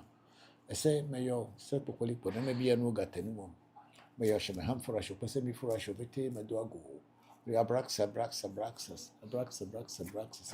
meus e adrepo do ago, eu adreta vai vir kuna, ou verso ato, ou verso ato, ou verso recameo do ago. E meio minha nozodia, a iso, cacachicas bajiadre, meio wenha, cacachicas bajiadre, wenha imba majo floro, a focla imba o mundo adica, wenha blue, abre mateculo, etecu, etega. Oh, my, a kind, but you have a kind, or you have a kind, you have a kind, but you have a kind, trouble, a kind, and you have a kind, if you have a kind, maybe a tabaka, the other kind. Pelic by the member, I had a do a couple about mentor you if you talk about so much told you. My yummy no doubt, hogbow, the wow, caco, pemio, zango, let me play you a show to pay zango, let me play you a camia hog, but you're a caco, job, but a jomaku, a forkema volume, you chima volume, video.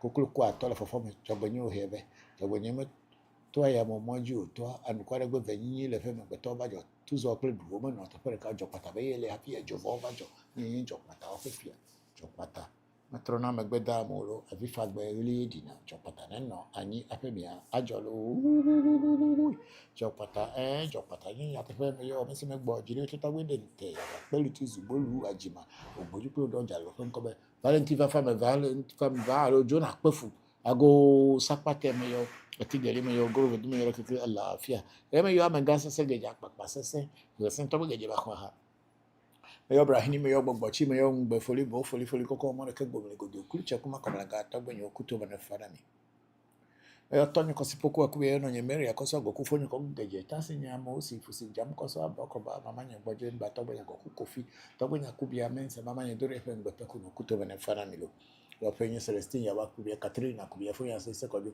fonya ya Ben akubia kuto mane fana milo me yo awu no tuji bako tuji tagwe tuji me yo ra keke okinikini hasa kwenye agwe bala su bara na me yo bako adafi so sufa hu bo vi bako facha ojo ge hu no hu no fa po no hu no egbe ya bega to gbe ma se kuto mane fana me yo to gbe na entre tu jita to gbe Abraham jivenu chama to gbe fia to Simon Kabila benjina si angotime to bako kuto mane fana milo me yo Amanga ku anatomi ankaima kuto mane fana Daniel evi kwa mane agbaru kuto mane fana yeme yo happy akoso baji yeme yo Harrison George Ajobu yo toboko kwa mvi ajoge boko komla azuma agbovi kuto mane fana ni yo Benis avenu nya sense yeme yo Ruben komla akubia Trevi vio Ibrahim vio geje vio kubia vio gbe vio yo gbere mi nango yo ara keke wahara na keke e me yo klogo ho tishia ya tobe glim do yo pechu manyam ni e me yo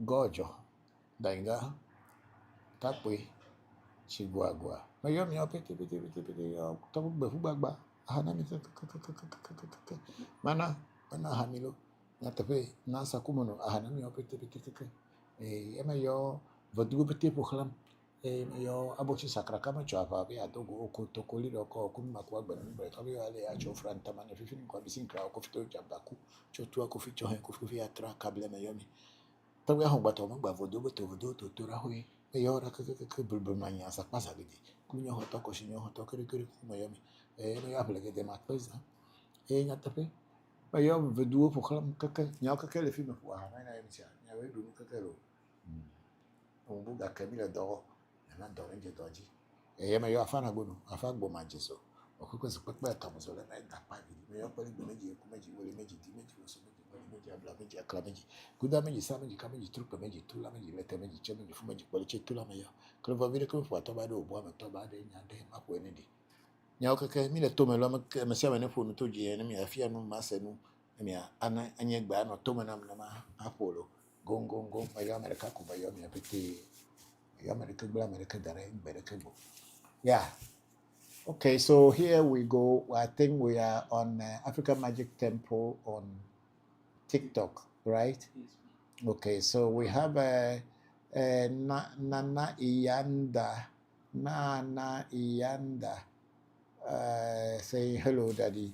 Hello, Nana Iyanda, 35. Thank you for joining the program. And then we have Bokor Shamba. Musa say good afternoon, Papa. Hello, Bokor. Good afternoon to you. How are you? Thank you very much. We have a safe space saying hello, Daddy. Hello, safe space. I hope you are all fine. Thank you very much. Then we have Lazarus. Greetings, Daddy. Hello, Lazarus. Greetings to you too and to your household. Thank you. And then Prophet Clergyman Fiabu Gabriel saying Fiabu Gabriel. Is that the full name of the person or just they are referring to somebody? Fiabu Gabriel. You are welcome to the program and thank you all very much. And then we have a user with ending of 3179 say, hello, Daddy. Hello, how are you all? Thank you very much for joining to this space. And then Safe City was at your entrance yesterday. If you come to my entrance for me, if you don't make an appointment, you can't see us. But thank you for passing by. If you want to meet us, please, there's number on our signboard. You can always call the number and they will make an appointment for you. Thank you very much. And then we have a more money. Say good afternoon, Papa. Good afternoon to you too. More money. Thank you very much. Then we have Ike saying good evening. Good evening, Ike. How are you? Thank you very much for joining the program today. And then Prophet Clergyman say yes. Thank you very much, Prophet Clergyman Fiabu. Then we have Ike again saying good evening, Daddy. And then more money say good afternoon, Papa. Thank you all very much for joining the program today. And then Ike is saying I'm doing good. Thank you. We are very happy to hear that you are doing good. And then user 3179 say Sandra answer from Takrady. Hello, Sandra. How are you? Thank you very much for joining this thing. Then more money is saying you are welcome, and you are also welcome. More money. Thank you very much. So we let's go to another platform, and then we are on Africa Magic Temple on YouTube, and we have Indigenous 360. Say greetings and good day, Papa Bokor Enuledo. Yeah, to Bokor Jigbeza. Thank you very much, Enuledo. America Madena Nudo Woliwofun. Thank you, and how are you? Happy New Year to you all at the African Magic Temple. Thank you for what you shared from the end of year ceremony. We are very much welcome Indigenous 360. We are very grateful that you are part of African Magic Temple's growth. I'm very grateful for all your contributions to African Magic Temple. May the ancestors and may Afa continue to open doors for you and make life more easy for you. Thank you very much. And then we have Heru set 2-3. Say greetings, Bokor. Hello, Heru. Greetings to you too. How are you? And then at Heru set 3 and at Indigenous, good morning, Togbe Jigbeza. Okay, so Heru is saluting Togbe Jigbeza there. Thank you very much all for joining this program. And then we have Joe Marai Smile. He said, good morning. Good morning. If your father's side follows one God and your mother's follows another, which one do you pick, please? Both of them are your parents. You can pick both. There's no problem with that, because you are not one person. You are from a maternal side and you are from paternal side. So you have to honor and respect both. There's nothing like you have to pick one and leave one out. Thank you very much. And then we have Urban Gorilla 2009 say, I want you to be my godfather, Baba. Where do I start? Start by making a call to our number and then maybe booking an appointment for a spiritual consultation. Thank you very much, Urban Gorilla 2009. And then we do again, I think this is Urban Gorilla 2009. I want to come home and be taught authentic Ifa, Fa, and Voodoo. We are always here to teach. So thank you very much for the interest. And the Ebagoria said, my godfather recently passed away. My Ile is now fragmented. I want my Ile to be African Magic Temple. We are always here. African Magic Temple can always be your Ile. Ile means house in Yoruba. So it can always be your house, can always be your spiritual house. So you don't have a problem. And Eba Gorilla too, and I say, I've already been one of your students for years at distance. No problem. We are always here to teach you far and near. It is African Magic Temple, whether you are physically here or wherever you may be in the world, we are ready and we will continue teaching you. And then Joe Marai Smile say thank you for teaching. Thank you all very much for patronizing and being part of African Magic Temple's weekly program. We are very grateful to you all for all your contributions. Thank you. And then Eban Goria say, pardon me, Aboru, Aboye, Aboshishe, Elebolu, Eleboya, Elebokiche. That's how the Ewe say, Elebolu, Eleboya, Elebokiche, which is the adulterated form of the Yoruba, Aboru, Aboye, Aboshishe. Thank you very much. Yeah, let's go on. So we are back on TikTok. Is it the same? Yes. Okay, we are on TikTok again. Dagreen Batesima is a great explanation. And thank you very much, Dagreen Batesima. And then Tiba from Accra. Hello, Tiba. Thank you very much, all of you, for joining today's section. And then Get Rich 326 say, Papa. Hello, Get Rich. Thank you very much for joining this program. And then Dr. Rosemary Margot, is he? Marolada. Okay, Dr. Rosemary Maranatha, I say greetings, Papa. Hello, Dr. Rosemary Maranatha. Greetings to you too. How are you and your family? Hope you are all fine. And then more money say, Papa, I want to know more about Legba. Legba is a child of Afa according to Ewe Afa philosophy and cosmology. Legba is one of the children of Fa, and Legba is the one that stands at the crossroads or at the gate of every house, every shrine, in order to let what is good come into the house and prevent what is not good from coming into the house. Legba is usually made for people who have been initiated into Fa. However, there are so many other Voodoo and Joka Legbas which are not Afa Legba, but they are all called Legba.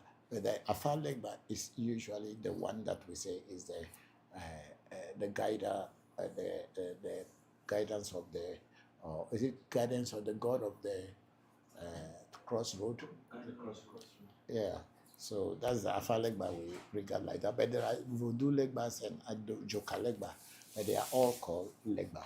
Thank you, more money. And then we have Bill Gold Legacy. He said, please, how can I build a powerful altar in my room when I am outside Ghana, please? If you have the Voodoos, and you have the spirits, and you have the deities, you can always build an altar. But the real thing about altar is not the altar that matters. It is your intention, your mind, and the things that you work with. Because the greatest altar our ancestors built is just the common F.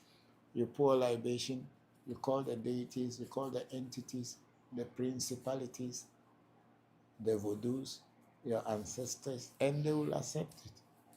All you have to do is just to designate an area where you continue to pour libation and call them, and that is your altar. Altar that does not necessarily need to be a table, you pack things on top. But if that is what you have, and you have a room, and you want to keep it in your room and pray there, yes, but even then, you still need a clay F in a bowl like this, whereby you pour libation. So yeah, the greatest altar is the F, Mother F itself.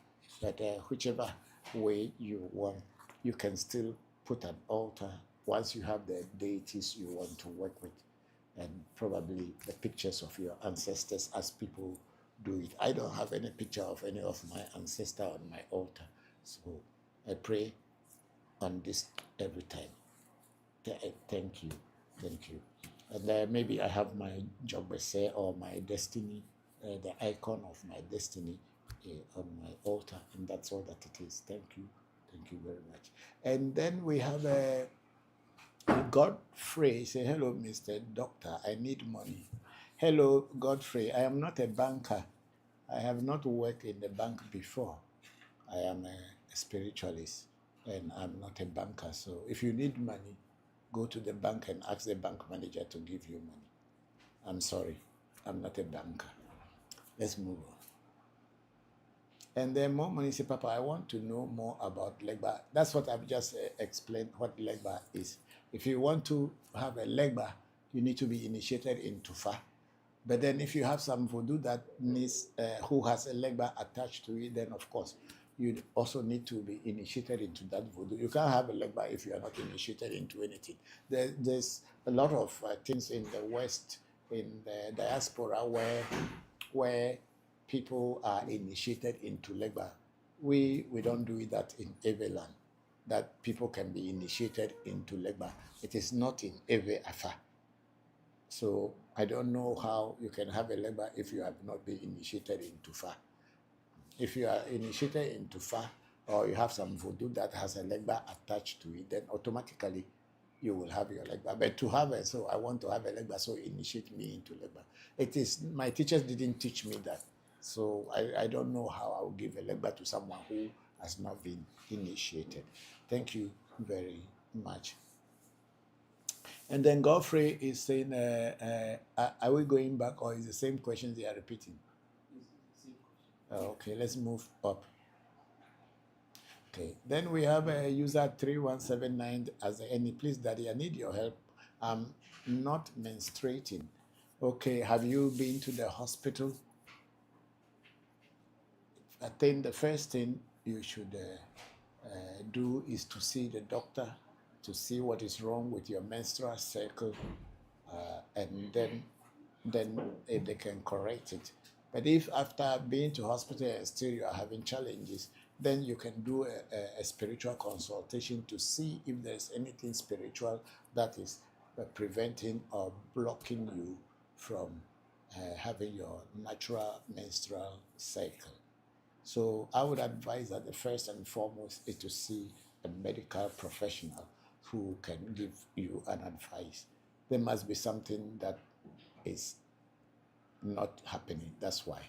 Thank you very much, user 3179. Thank you very much. And then we have Dr. Rosemary Maranatha sending us rose times 1. Thank you very much, Dr. Rosemary. We are very grateful. And she sent us another rose. They said, thank you very much. And Dr. Rosemary shared the live section. I am very grateful. We are all very grateful to you. Thank you. And then we have Kelly. He said, hi, Papa. Happy to be here. Thank you. Hello, Kelly. How are you? Thank you very much for joining today's section. I'm grateful. I hope you are fine. I hope everything is going on well with you and your loved ones. Thanks a lot for joining. And Kelly said, is karma real? Does having strong spiritual protection stop a person from reaping what they sow?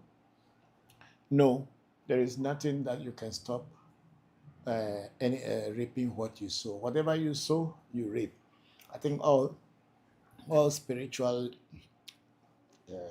philosophies and all spiritual disciplines have spoken about reaping what you sow. A snail cannot give birth to a crocodile. Yeah, let me say it so.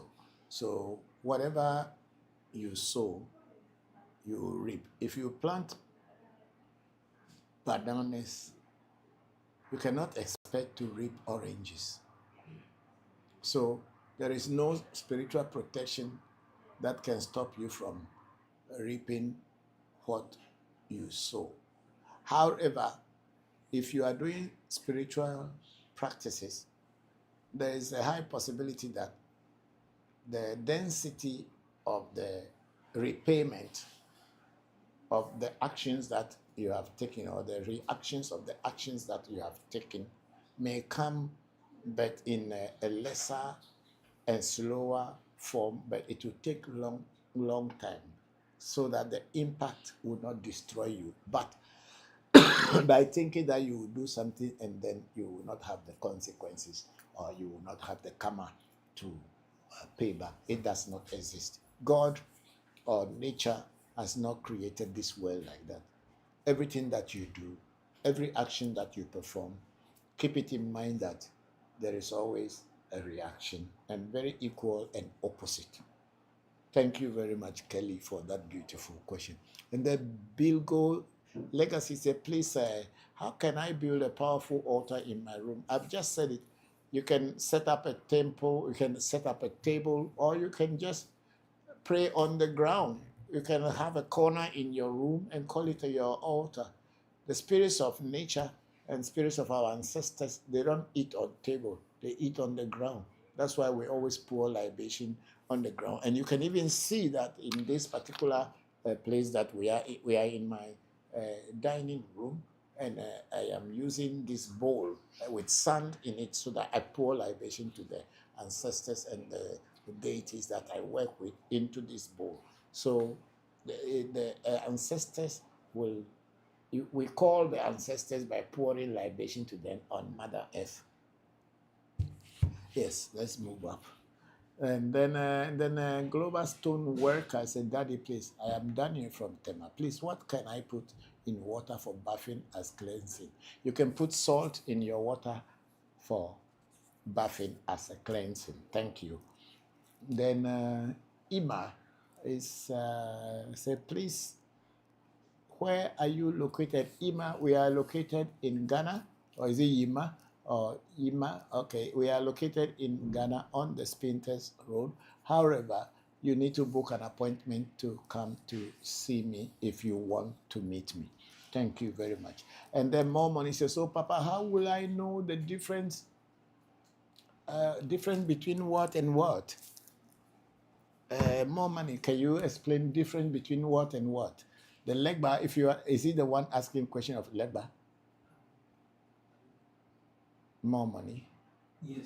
Okay, there are, of course, if you don't get initiated, you cannot know the difference. Unless you get initiated before you know the difference. There's not, if you can, legba is not what people sell in shops and say, I'm selling legba. Those are all just like a toy when you go to buy Superman or buy Spider-Man toy at the what do you call it, at the mall or the supermarket. The real Spider-Man is not in the supermarket. So the same, the real Superman is also not in the supermarket or at the shops. If you want to have a real Legba, you need to get initiated. Thank you very much. And then Dr. Rosemary Maranatha said, thank you, great one. Thank you very much, Dr. Rosemary. We are always grateful to you. And then I think, what again do we have? Emmanuel Kwe is a great one. Please, your location. Our location is on the Spinters Road in Ghana, in Accra. Thank you very much. You can Google the location. You can always find African Magic Temple in Google Map. Yeah. Thank you. Then Diamond became the number 9 fan in the fan club. Okay, thank you. And Diamond sent us heart me ×1. We are very grateful. And then we have a whole lot of people following, but they haven't asked questions anymore. Dagrin is, Maxwell is laughing. Thank you very much, Maxwell. And then Dagrin Batesima is, when is strong protection for you? There are so many different protections which are all called strong protection. It depends on what you want to be protected from. Then such a protection can be made for you. Thank you very much. Then Gino Simon say, Godfather, please can I come for protection? You are always welcome to African Magic Temple. Thank you very much. And then Emmanuel Koi say, please, your location. Our location is on the Spinters Road in Accra, Ghana. You can Google the location, African Magic Temple, and you will surely get the location. And then Global Stone Worker is saying, Daddy, please, what can I do as a spiritual cleansing? If you want to do anything on your own, look for herbs that can cleanse. One of the most common herbs that the Eves use for cleansing is called Avia Ma. Some people call it Amaga. Some people call it Avenya. And some people also call it Poti Ma. Those people who speak a different dialect of Ewe say Patima, but we in Evedome, we say Potima. So that herb alone is good for cleansing. So ask other people, ask people who are Ewes that what is Potima, what is Avenya or Amaga, and they will be able to guide you and show it to you. That herb is enough to do cleansing. That's what the Eves use for cleansing. It's one of the most important herbs in Ewe cleansing. Thank you. Spiritual cleansing. Thank you. And the Ike is a please help me. My marriage is falling apart. Ike, if you want any help from African Magic Temple for that matter, you need to contact African Magic Temple. They will do a spiritual consultation for you to find out the root causes of your challenges, whatever they may be, whether it's marriage, it's money matters, it is health. Just mention it. And when you do a spiritual consultation, the consultation will guide you to know what is going wrong in your life, and it will also advise you on what to do to fix it. Thank you very much, Ike, number one. Thank you. And then Sandra Mimi said, good evening, Daddy. Please, I need help. Your WhatsApp number, please. Our number is there. Please, they will type it on and pin it to the bottom, and you can always contact African Magic Temple on 0262 367578. Yeah, thank you.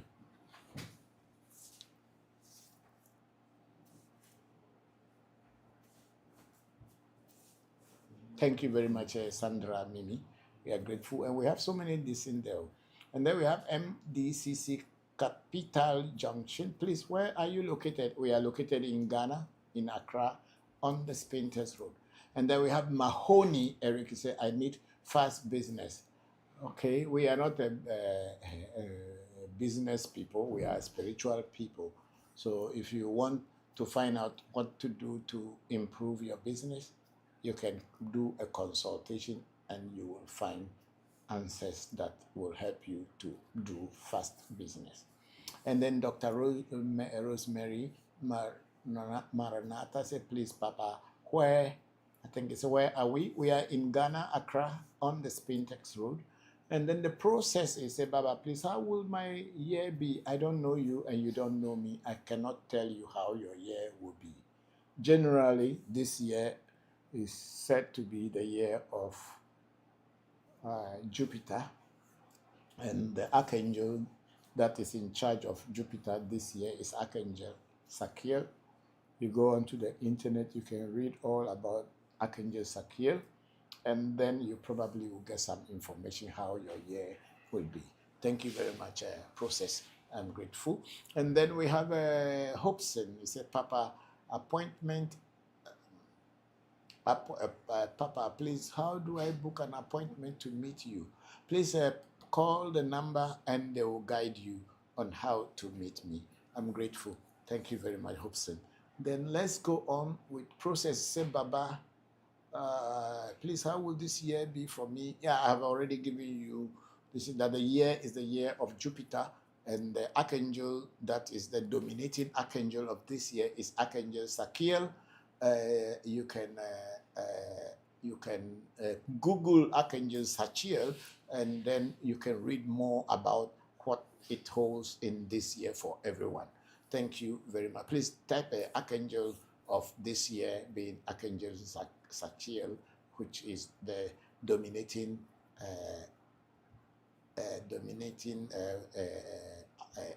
energy. Now the dominating entity of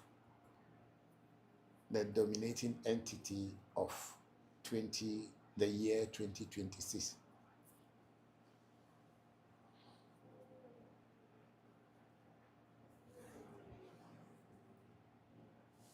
Yes.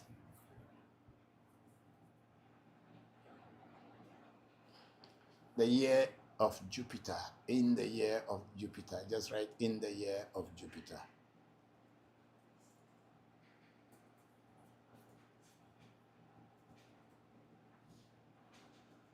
Okay.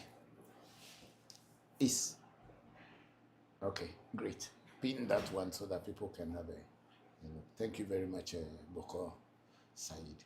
And then we have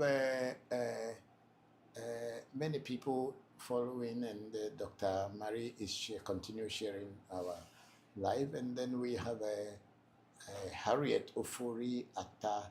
Hello, Father. Hello, Harriet. How are you? Thank you very much for joining. I hope you are fine and you and your loved ones are doing well. Happy New Year to you. And then we have KK. Please, can I get a number wants to message you on WhatsApp? The number is already there in the profile, and we have typed it about 3 or 4 times already. You can always go back and through it and you will find it. Thank you very much. Then Diamond, they say, please, Papa, how will business do for me? I don't know, because I don't know you, Diamond. And you have not done any consultation, so I cannot sit down here and tell you that this whole business will be for you this year, because I have not had any direct personal contact with you. If you want to find out how your year will be, the best thing is to book an appointment and do a spiritual consultation for you as an individual and find out how your year would be. Thank you very much, Diamond. And then Daniel Pickler, no one say, I need your number. Our number, I need your contact. Our contact is already been written there many, many times.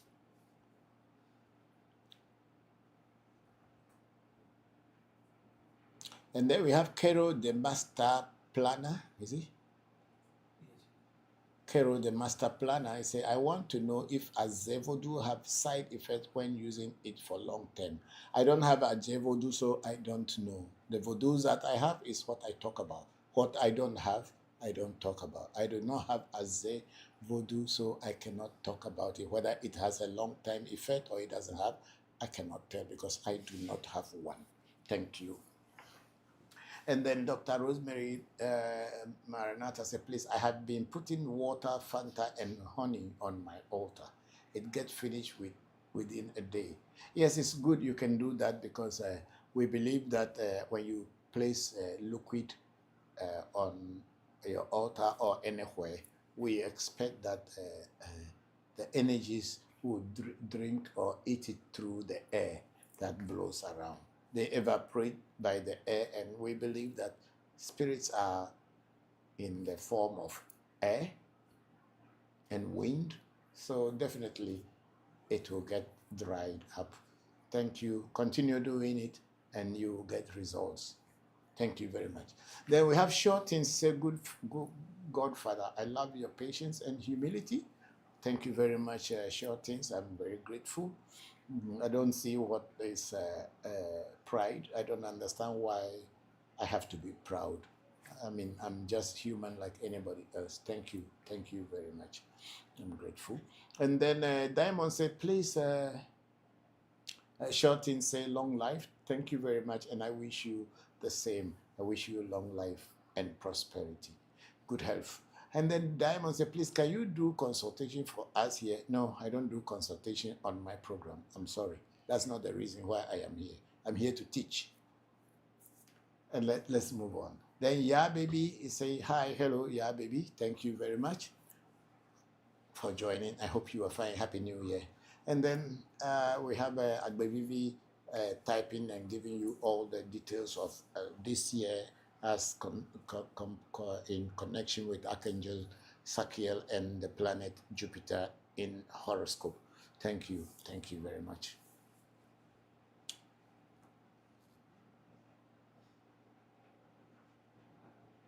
Dr. Rosemary Maranatha sent us again another 2 rose flowers. And the diamond also sent us 1 rose flower. And again another 1 rose flower from diamond. And then I think we have a Put God First 088 greetings to you. Put God First. So Put God First is so for a quick reminder, please. I want you all to know about my non-expiry data bundle, please. Okay, thank you very much. Put God First 088. You are selling data, so people who will watch the program, they may try to contact you and then get a non-expiry data. We are grateful. Thank you very much. And then Perfect Gentleman said, who can help me with 30 Ghana cedis to buy food?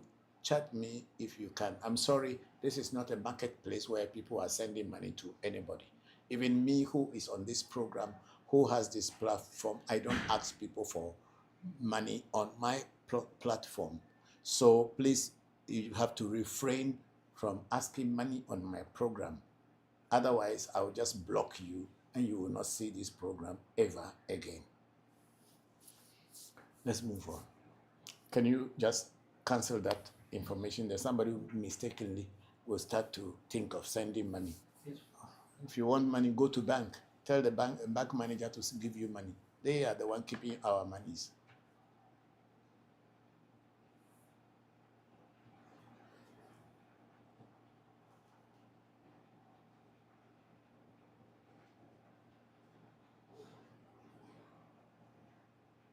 Today is Sunday. You could have gone to church and stand at the gate and ask pastors and the people going to church to give you money. Not on my platform.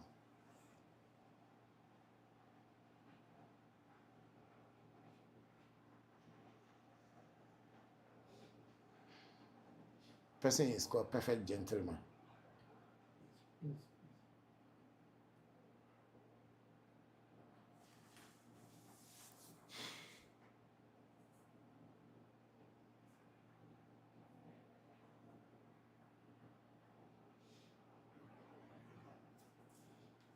If you are not here to learn, you are not welcome.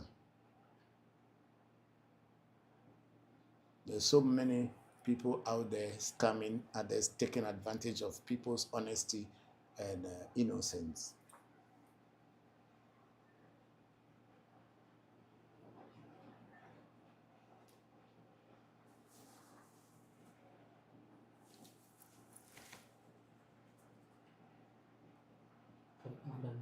Okay, thank you. I want to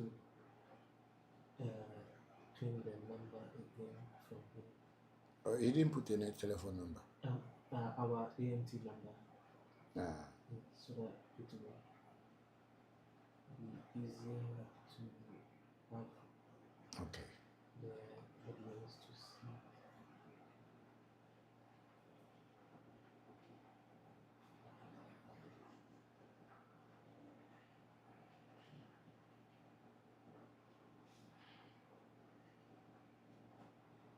Okay, let's go around. Okay, the monitor no signal, so let it come. Okay, so we have a global stoneworker. Please, what is different between using water or gin for libation? There is no difference in using gin or water for libation. In our African traditional spirituality, we usually use alcohol because alcohol, another name for alcohol is spirit. So we usually use alcohol to pour libation. But then there are some situations we do not use alcohol, we use a jachi, which means water, for pouring libation. So you can either use alcohol to pour libation, or you can also choose to use water to pour libation. At the end of the day, you are pouring libation to your ancestors. That's what matters most, whether it is alcohol or it is water. The mere fact that you are making the effort to connect with your ancestors is more important than what you are using. So there's no difference. You can use any of them. Thank you. Then Francisca, say hello, Daddy. I see you. Thank you very much, Francisca. How is everybody? Thank you for joining the program. And then we have Osan Shino. Say, I want to do consultation. Okay, Shino, what you can do is pick the African Magic Temple number, call them, or text them, or send a WhatsApp message. They'll get back to you, and then they can let you know how to do consultation. They will schedule you for a consultation. Thank you very much. That E-Concept 23, do you do online consultation? We don't do online consultation, but we can do a consultation and later send you the results online. Thank you. Then we have Dr. Rosemary say, all right, thank you. And thank you too for everything. And then we have Automax, he say, I inbox you, so they will see it. I am not the one in charge of that phone, so definitely they will reply to you. Thank you very much, Automax. And then E-Concept said 23 sent us rose flower times one. We are very grateful to you all for all your gifts. I'm very, very grateful. Thank you very much. Then we have Aqua C Messenger. Your location, our location is on the Spinters Road in Accra, Ghana. Thank you. You can also find us on Google Map. Thank you. Then we have YGF Films. Good evening. Hello, YGF Films. Good evening to you. How are you? Thank you very much for joining today's section. I hope you and your loved ones are good. Then we have Edu Dakwa Akwasi. Pray for me, Baba.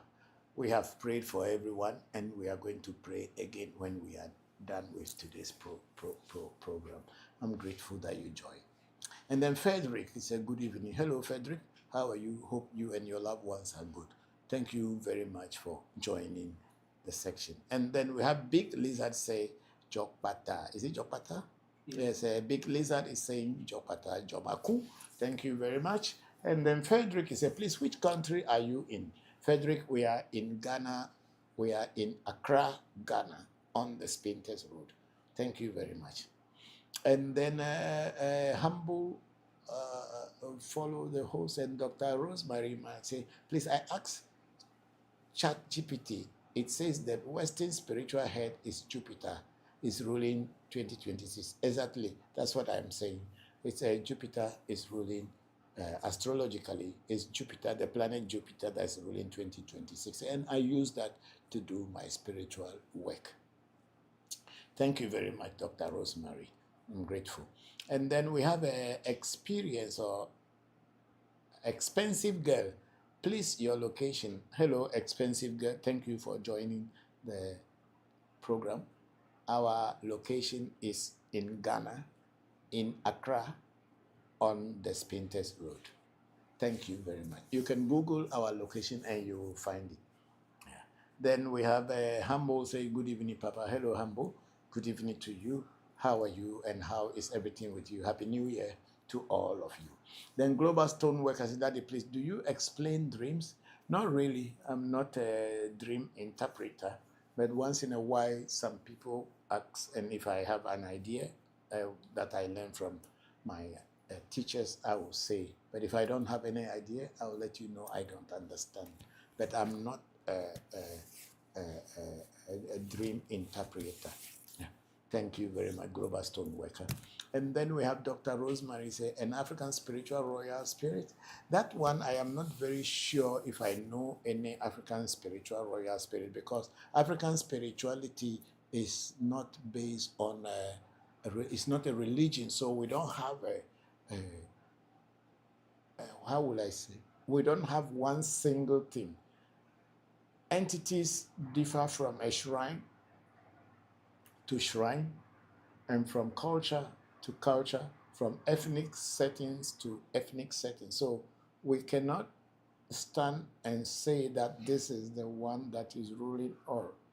At my shrine, I may say Akintola, which is a deity that I have, is the one that is ruling this year because it's also a Jupiter spirit. But because I have not really done a research on it, so I don't use it, even though I know Akintola is a Thursday spirit in my shrine, and Jupiter is a Thursday spirit, but I cannot ascribe Akintola to Jupiter. No, it is not. I have not done any studies on that, so I will not do that. But I know that the planet Jupiter is a universal planet, and everybody knows about Jupiter. Yeah, people may have a different name for them in their local and local languages, according to country. But in Africa, where I come from, Everland, I don't think we have any name for Jupiter. But I believe very strongly the Dogons in Mali may have a name for it because their spirituality is astrologically based. So that could be, but for us, we don't know what is the Ewe or the African one, because African spirituality is not a religion, so it is not kind of structured whereby you say that this God is the God of everybody. No, no, no.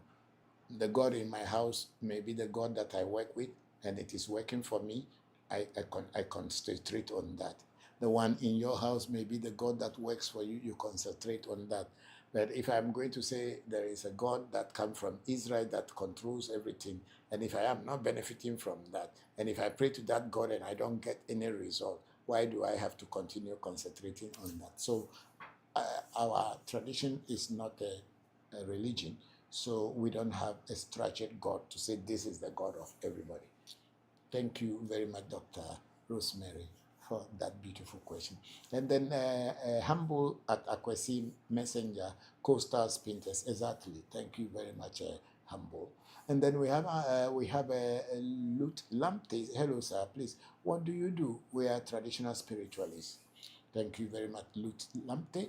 And then we have a Armstrong Yebua. I say, please, sir, can you reading about Lifeline? Thank you.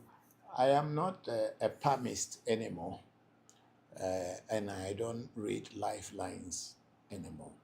However, we also do reading by using Afa, by using the mirror, by using the deities we work with to do a reading, but we are not doing Lifeline or palmistry at our shrine. We have concentrated more on our African roots than on Oriental roots. Thank you very much for that, Armstrong Yeboah. And then Dr. Rosemary said, please, I am asking because I am a Thursday born. So if you are a Thursday born, Dr. Rosemary, then this year is your year. It's the year of Jupiter, and it's a Thursday.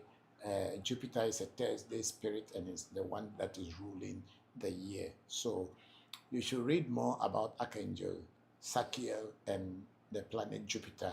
And there is so much online that can give you information on things you should do to be able to be in harmony with the year and the deities and the entities and the principalities that rule this year, so that you can get a maximum benefit out of it.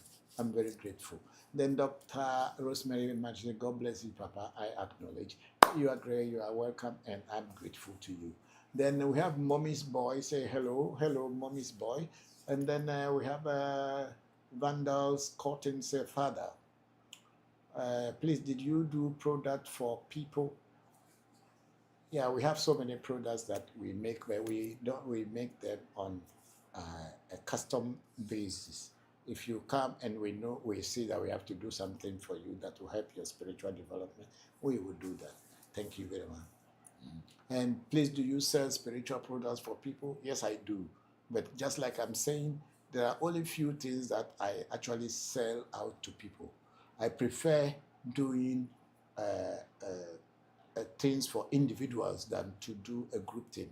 Right now, we have an aura enhancing soap that I have I am yet to finish. I am in the process of finishing it up, and that soap can be for general public. However, if you want something special, then you must approach the temple, and the temple will look into it and see if that one will work for you. Thank you very much, Vandal Cotton. And we have a TJ Ripo. Hello, watching from Namibia.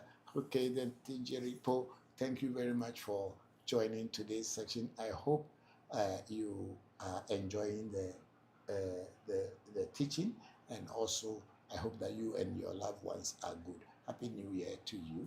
And then we have David Jamesi say, Papa, welcome. Thank you too. You are also welcome to the program, David Jamesi. Happy New Year to you. And then let's go on.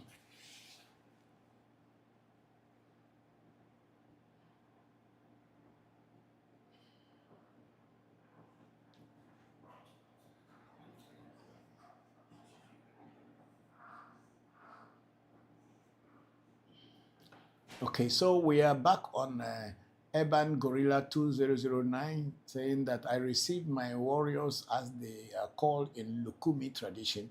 I was in the process of receiving my hand of Ifa, but my godfather returned to the essence. I would have to bring my Eshu.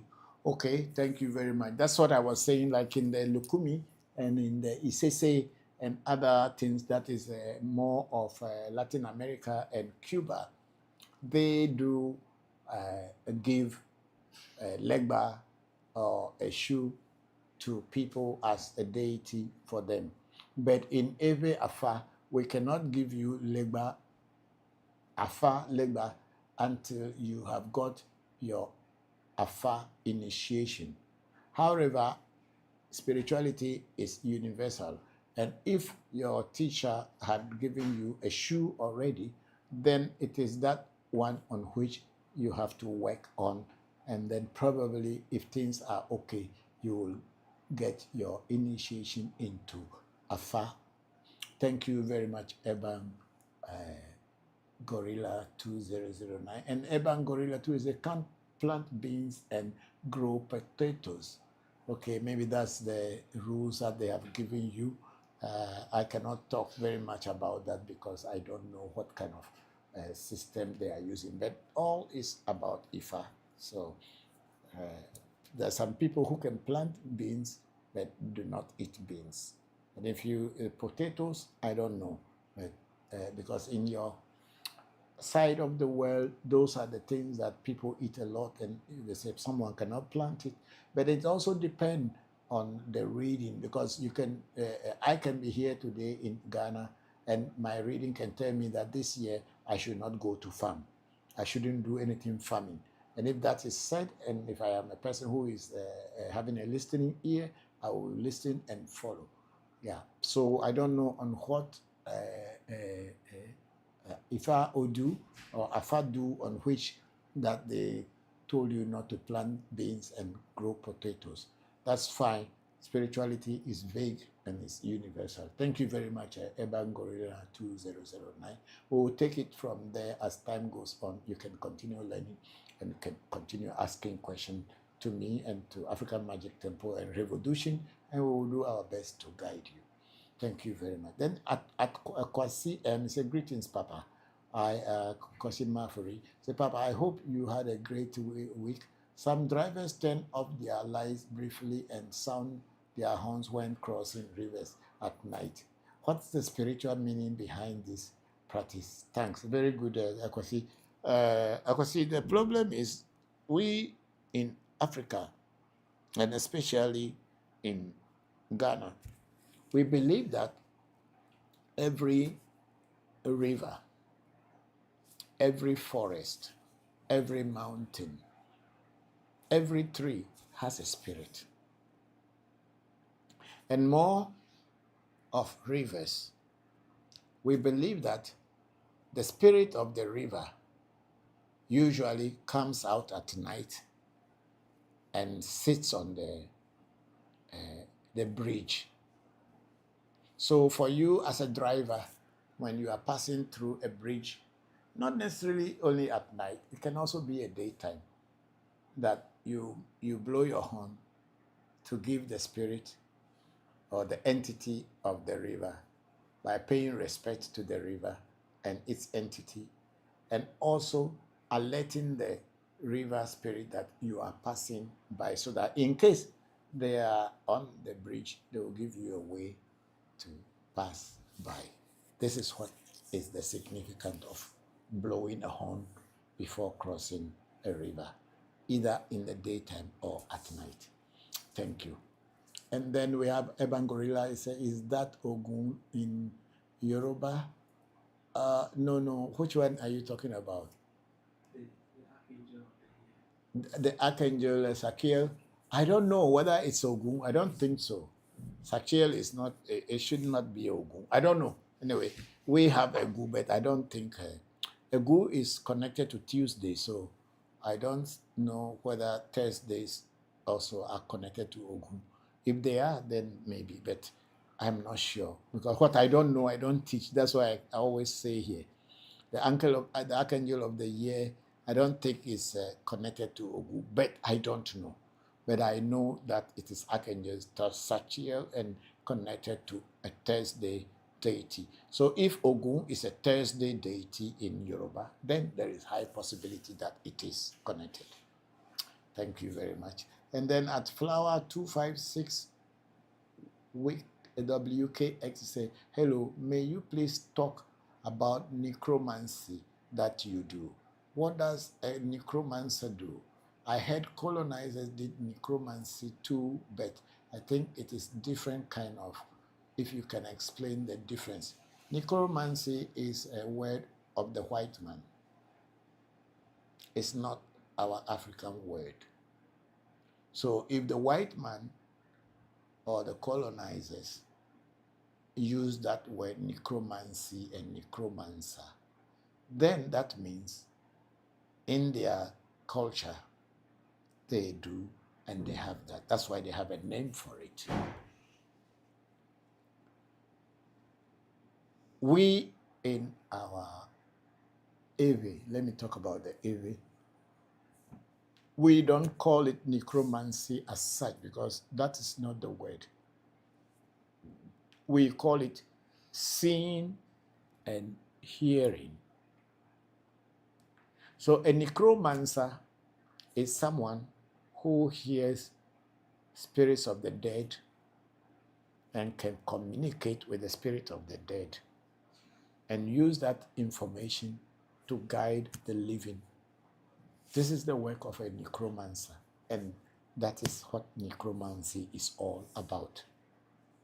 When you are initiated into the spirits of the dead, dead people communicate with you if you reach out to them,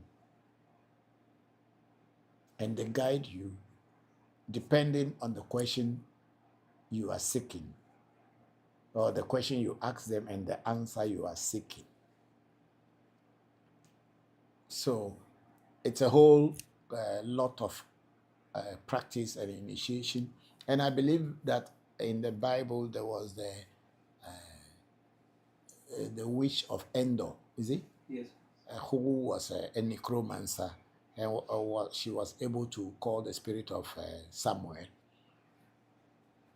for Saul to be able to communicate with. So the word necromancy and necromancer is an English or a foreign word to us, but we in our place is they initiate you into seeing and hearing spirits of the dead people, spirits of nature, so that you can easily communicate with them, give them a question, and they give you answer that you can now bring it to the physical plane and be able to communicate with people and guide them. This is what that necromancy and necromancers do. I am a necromancer. I do mirrors crying. Thank you. And then we have at follower 256. Also, what do you think about autistic people in Voodoo? Do they have special skills? I don't know, because in Voodoo there are so many things. If people are autistic and they prove to have some special skill, then of course everybody would know. But if you are autistic and you don't have any special skill, then you don't have. So it is not like faith and believing in what does not exist. You believe what you see and what you experiment or what you experience. So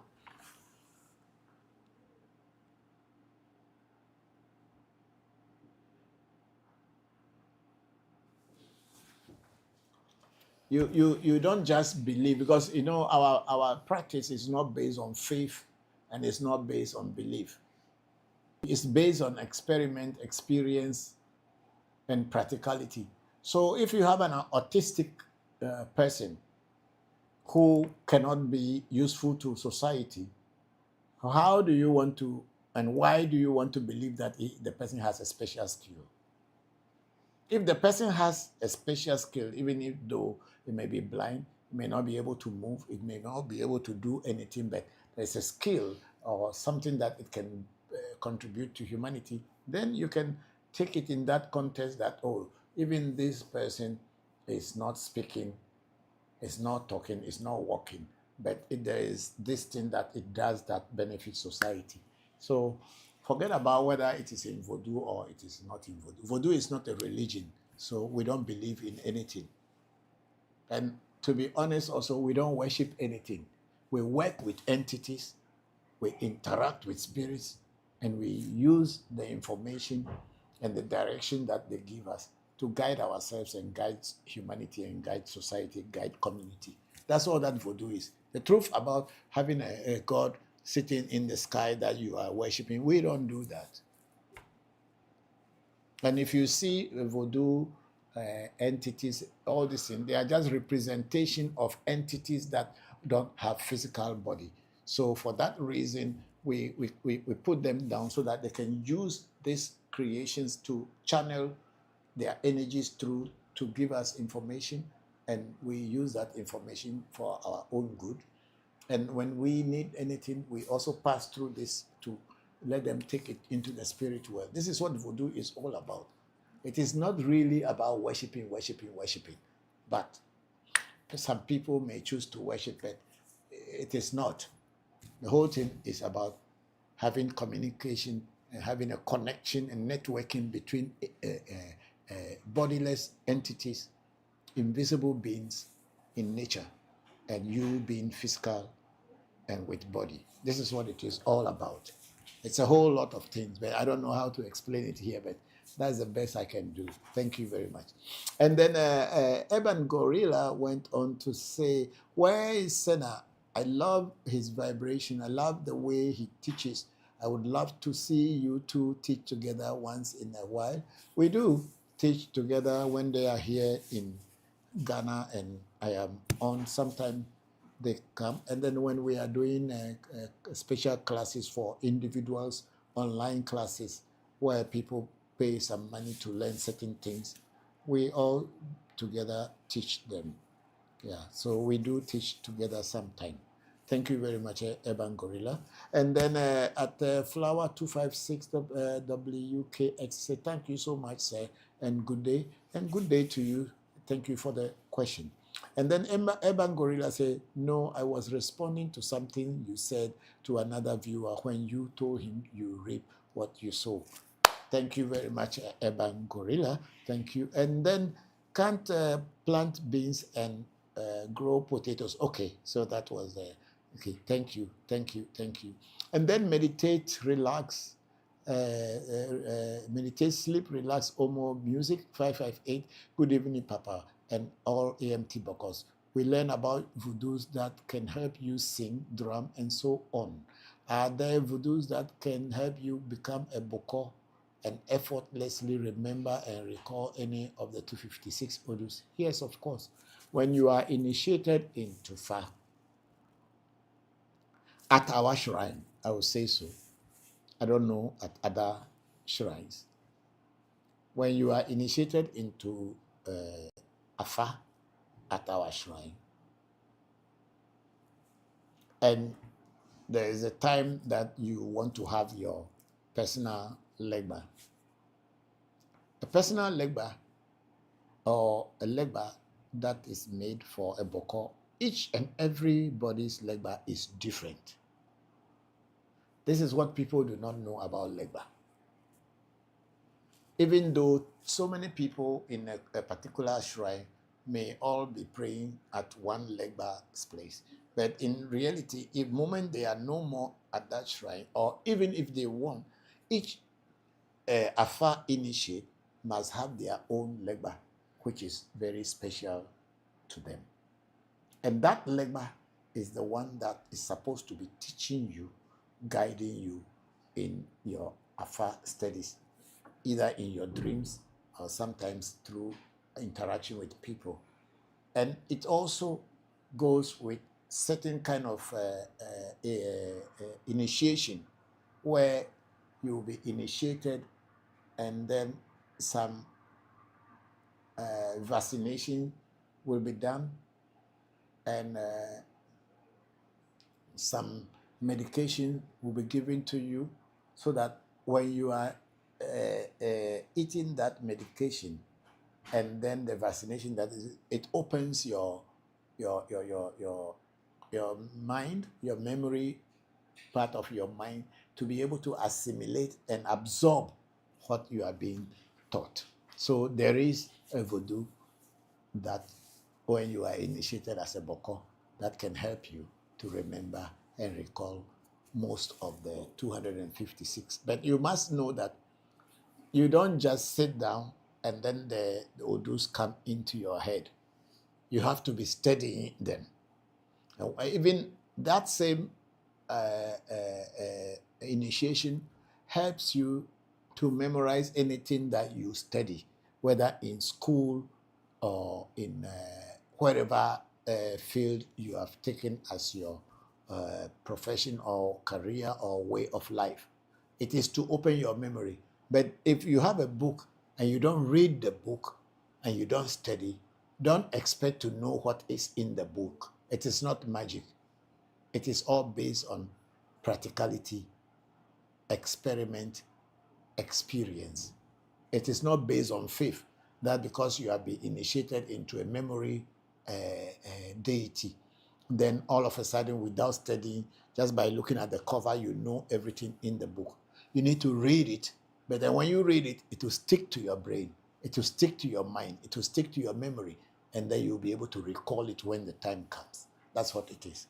Thank you very much. Meditate, sleep, relax. Omobe Music 558. Thank you for that beautiful question. And then at Flower 256 GWKX, he said, thank you for the explanation. I also does psychiatric medications, damage spiritual gifts. Okay. I also thank you for the explanation. Also does psychiatric medication damage spiritual gifts? It depends on what we call psychiatric medication, because most of the psychiatric medications that are given are to make you become a dull so that you will not be active. Yeah, I think, they make you dull so that you will not be active, because if you are active, you will become hyper. So they give you medicine that will tone you down so that you are not active. Whether that will destroy your or damage your spiritual gifts, I cannot say. But there are certain things in our culture what people look as a psychiatric problem. In our culture, they may be looked upon as a spiritual calling, that there's a spirit that wants to work with you, but because you are not in harmony with that spirit, it is looking as if you are abnormal. But if families that know about voodoo or know about spirituality, when they see a child behaving in a way that is not normal within the society or the community, they will usually do a spiritual consultation, either by using Afa or using other divination tools to find out what is going on in such a child's or the person's life. And a proper spiritualist or a proper diviner would be able to pinpoint what is actually the cause of the issue. If it is just mental imbalance, which is called for psychiatric medication, or if it is a spiritual calling whereby a spirit is trying to come through the person to communicate or work with the person, then they will be able to fix it, and knowing that this is it. And once they fix it, people sometimes who were declared as mad people will become priests and priestesses, and they will be given guidance, spiritual guidance to the community in a proper way, and they are now given the respect of priests and priestesses, and they will not be regarded as mad people.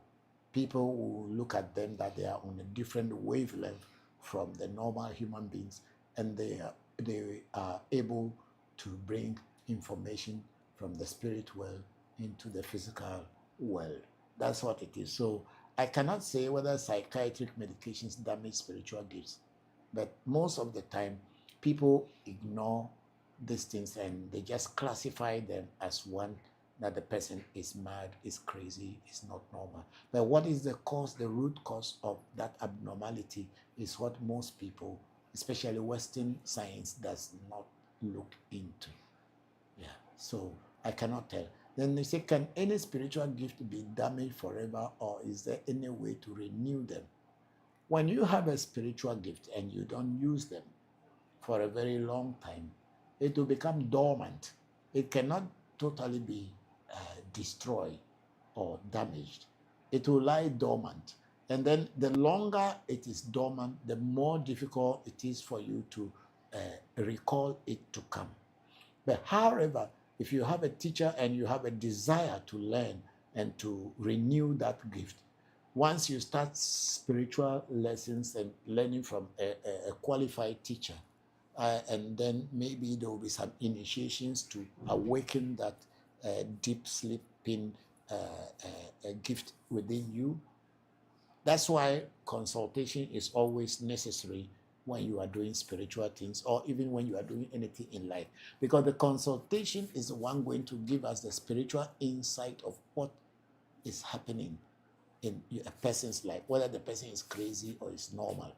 But then a spiritual consultation will be able to guide the diviner and you, the person who is doing the finding out about yourself, what is hidden and what must be done to awaken them and also to put them to use for yourself and for humanity.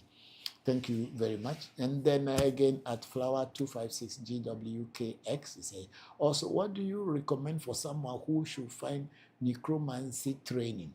I know you said it is a Western word. Yeah, if you come to Africa and you are looking for people to open your eyes and open your ears, there are people who do that in Africa. There are herbs and then disciplines that you have to go through. It is not a one-day thing that you come today and they just open your eyes and you go and then you start to see. No, there is a process that people use. It may take a long time, sometimes depending on your own destiny. It may be a short time, but then you need to go through the people who know how to do it, and they will guide you to become a sixth sense person, because we all have that sixth sense in us, but sometimes it is dormant due to how we were brought up or the environment in which we were brought up at. So it takes time in some people, but in some it is easy. But people do open other people's eyes and ears to hear and to see. Thank you very much. And then at Uban Gorilla 209, yes, my Eshu path is Eshu Elegua. Now, okay, Legba, that's what we call Elegba. Yeah, okay, thank you very much. And then Uban Gorilla 209 say, my Ogun path is Chi Biriki. Okay, I don't know that name, but I think it's one of those Yoruba names for some deities in Yoruba.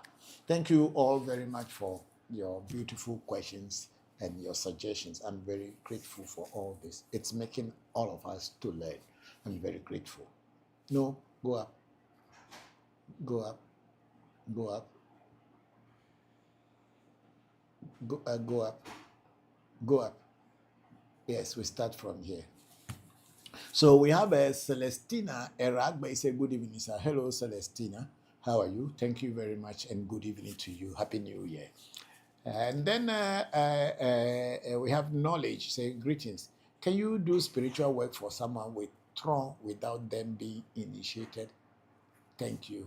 When you have a trauma and that trauma is working, but you yourself, you don't know how to work it, yes, we can still work with your trauma to guide you on what you should do. You don't need to be initiated into any deity or a throne that we work with.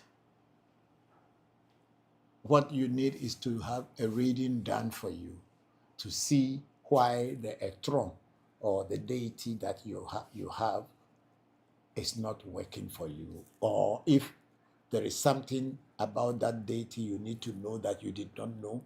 Yeah, during a spiritual consultation, you will be told what to do with your own throne.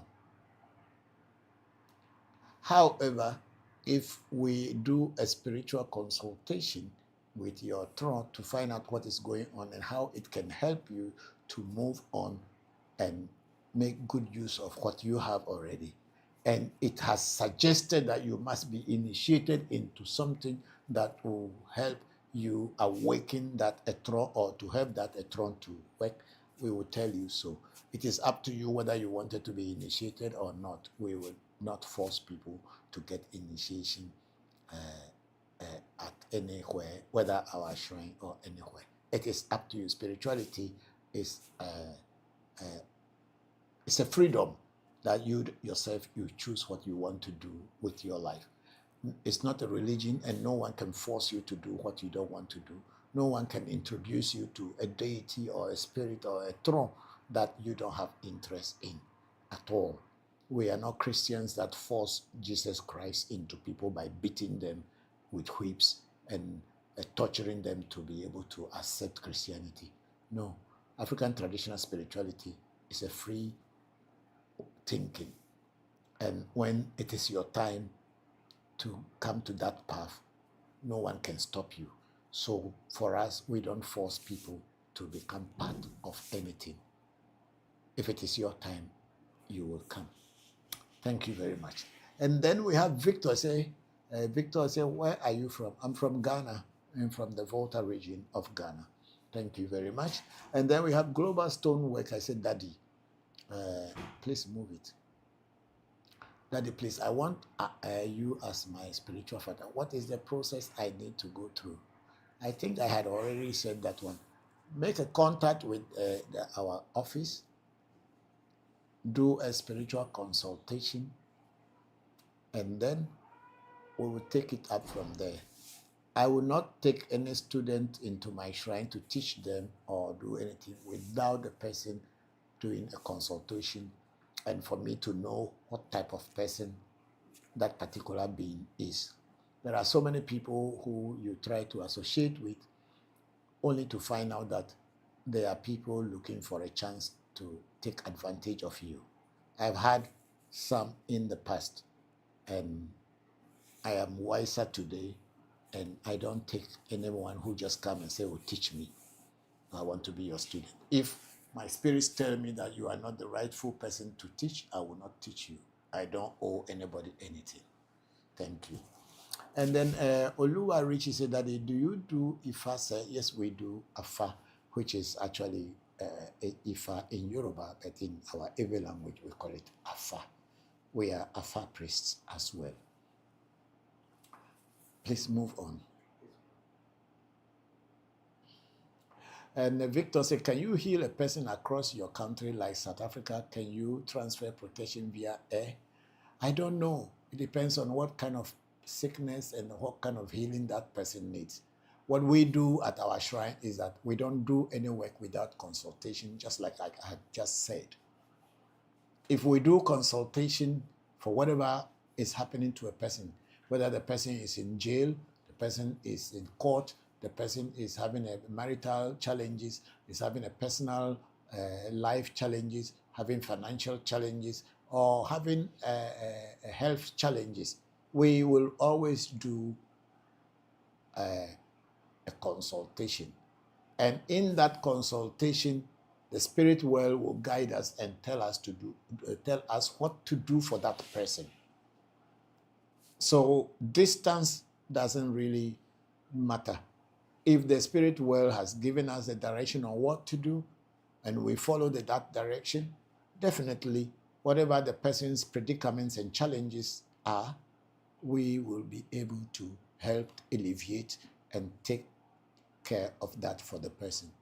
Thank you very much, Victor, for that question. Please move on. I think it's the same question there.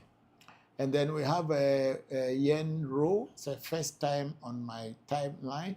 Okay, thank you, this Yen Ro. And then we have a Chat Diva saying greetings to you, and greetings to you too, Chat Diva. And then the Chat Diva says, as always, you add to my week. I am grateful that I am able to contribute something to your week. Thank you very much for that. And then Global Stoneworker said, please, I found 7 HOQI in farm way back. I keep it and keep multiple. Now I have 21. I'm not sure what that HOQY means. I have no idea whatsoever. If you can elaborate and let me know what you mean by that, I may understand. But as you have written it, I have no idea. And then we have our sister Wabi. Say good evening, my family. Hello, Wabi. How are you? Thank you very much for joining today's section. I hope you are fine. And how is your mom? Have you done what I told you to do? Okay, if you do, please let me know later. Thank you for joining the section. And then you have Okonji Chibuze. Say Happy New Year, sir. Hello, Chibuze. Thank you very much, and Happy New Year to you too. And I think earlier Okonji Chibuze said good evening, sir. Good evening to you, my dear. Happy New Year to you.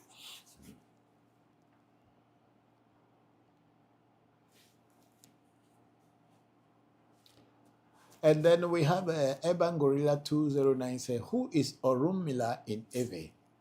Orunmila in Ewe is the same Orunmila, but our people adulterated the name Orunmila to Lumina. Just like how we have adulterated the Odus like Irete, we call Lete. So Oyeku, we say Yeku. And then when you go to Okana, we say Akla. So the word Orunmila, which is a Yoruba word, the Eves pronounce it Lumina. It's the same. And then meditate, sleep, relax, Omo Music 558. He said, in your incantation, there's some part where you say Abraxas or Abraxas. I would like to know more about the Abraxas. Okay, the Abraxas is an entity which to many people is a Christ entity. And Christ, I'm not talking about Jesus of Nazareth. I'm talking about the enlightening energy that gives enlightenment and wisdom. When you go on the internet and you type in Abraxas, the second spelling is the correct spelling, Abraxas, Abraxas. It's a 7-letter word. And it is that 7-letter words that we have the the word in Philippians chapter 4, verse 13, I think, that I can do all things through Christ who strengthens me. I think it's chapter 4, verse 13, or chapter 13, verse 4. Or something. I think chapter 4, verse 13. I can do all things through Christ who strengthens me.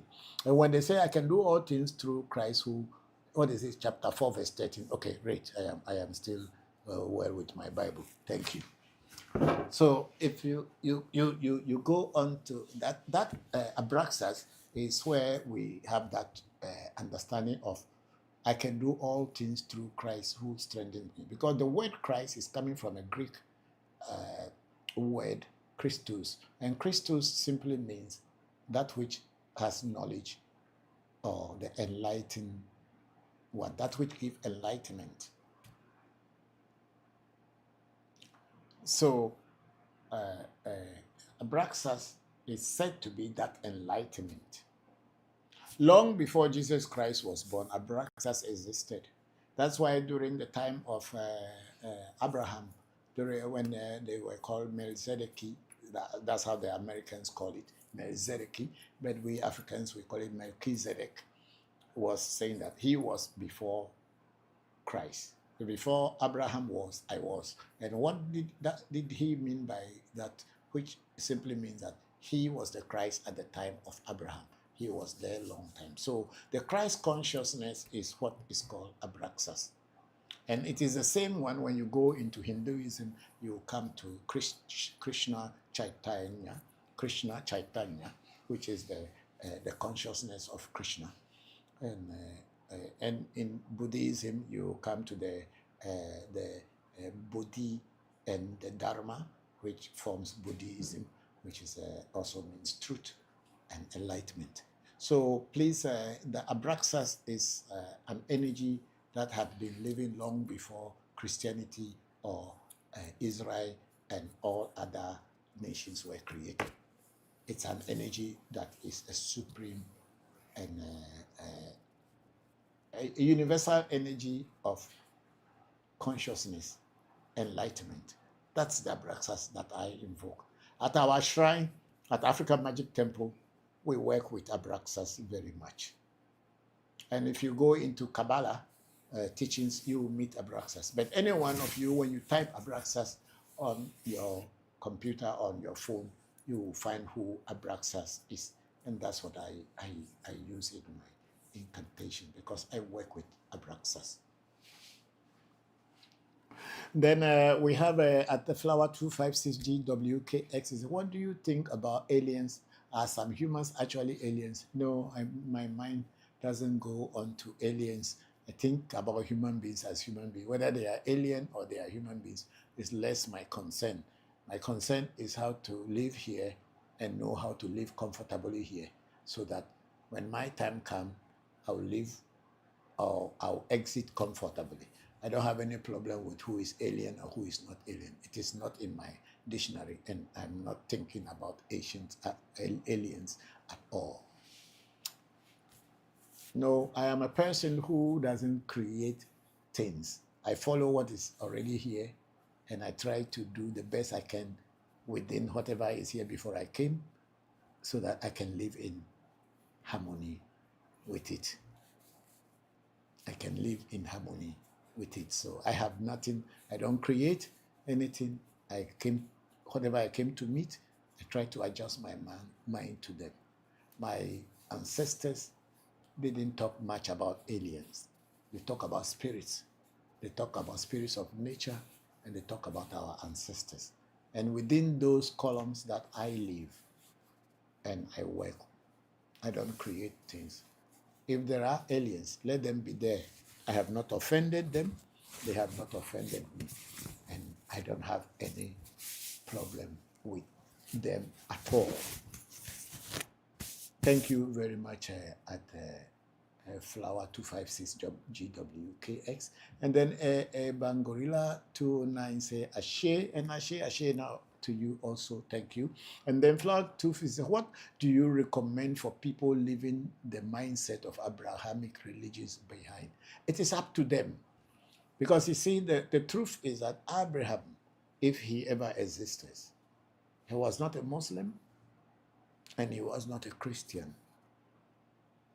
And if you go back into the Old Testament, all those people and all those teachings in the Old Testament were not Christian teachings.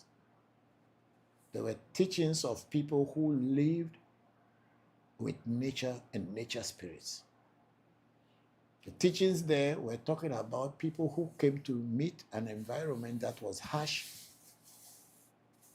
to them, and they have to find a way to survive within that environment. They interacted with the spirit world and they interacted with the physical world. And they were able to live their life. And when their time came, they exited with respect. So people living Abrahamic faith or living whatever, it's not my problem. As I always say in my teachings, we are not religious people. I have Muslims working with me. I have Muslims who have been initiated. I have got Christians who have been initiated. Myself, I was born a Christian. I was born into a Christian family, even though my grandfather was a traditionalist. But my dad went to school, so he was a Christian. My mother was a Catholic, my father was a Protestant, if I should say. But here I am today teaching about my ancestors, things that I came to meet here, and I want to improve on them to make me live in harmony with nature. So whatever, if somebody wants to follow Abrahamic faith, it's their problem. They don't want to follow, it's their problem. I know what I am doing and I know what I follow. I don't have a problem with anyone at all. So if someone wants to leave the Abrahamic faith behind or religion behind, that's up to them. If they don't want to leave it behind, it's up to them. That's why I kept saying that our tradition does not force people to become what they don't want to become. If it's your time, if it is the time of your destiny to be what you should be, your destiny will lead you to the rightful place and to the rightful teachers to guide you to continue living. So Abrahamic faith or non-Abrahamic faith, I have no issue at all. So that's my take. And not that I live with Christians, I work with Christians, I interact with Christians, I interact with Muslims, I work with Muslims. People that I meet every day in my life, they may either be a Muslim or be a Christian or from an Abrahamic faith version of life. They are not my enemies. I'm not their enemy. If they look at me as an enemy, that's their problem. But for me, I don't look them as an enemy. I only see myself that I have walked one step ahead of what I have learned before. So those things are not our decision. Our teachings is not about religion. And then Eban Gorilla 209 says, when a Babalawo passes on, does his orishas live, and how does that affect the godchild orishas or Vodus? I think it depends on how your Babalawo teaches you or taught you. Spirits don't die. Orishas do not die. Vodus do not die. When your teacher teaches you something and he had initiated you into it, when your teacher passes away, the spirits do not actually leave. But since your teacher may be the one who had given them to you, there is a ritual that is done in Ewe land or in Ewe Vodu, where they will now separate you and your teacher or your master from the things that your teacher gave you and your teacher. So whatever your teacher had given to you, if that ritual is done, those things all will now come directly under your control. So you now have a total and absolute control over the things that he has given to you. But if such a ritual is not done, what happens is that sometimes your deities or the things that your teacher has given to you are waiting for the command from your teacher in order for them to be active with you. But if your teacher had done that one already during his lifetime before passing away, then you don't have any problem at all. So in Ewe Vodu, like when I got this mirror, I was working with it, and then my teacher passed on. And then there was another senior person who was a woman who was also having the mirror, and she and my teacher got it from the same master. So she came in to separate my teacher and me, and the mirror came under my direct control. So that's what I know. And I think it's also done with many other Vodus. But unfortunately for me, and fortunately also for me, is that most of the Vodus that I work with today were all my own Vodus. I brought them into this world, and somehow through one or two things, I was able to put them into place, and I am working with them. So, and yes, I will just leave it there, maybe for another day. I don't want to say everything. So I work with the Vodus that are here with me, and most of them are my own Vodus somehow.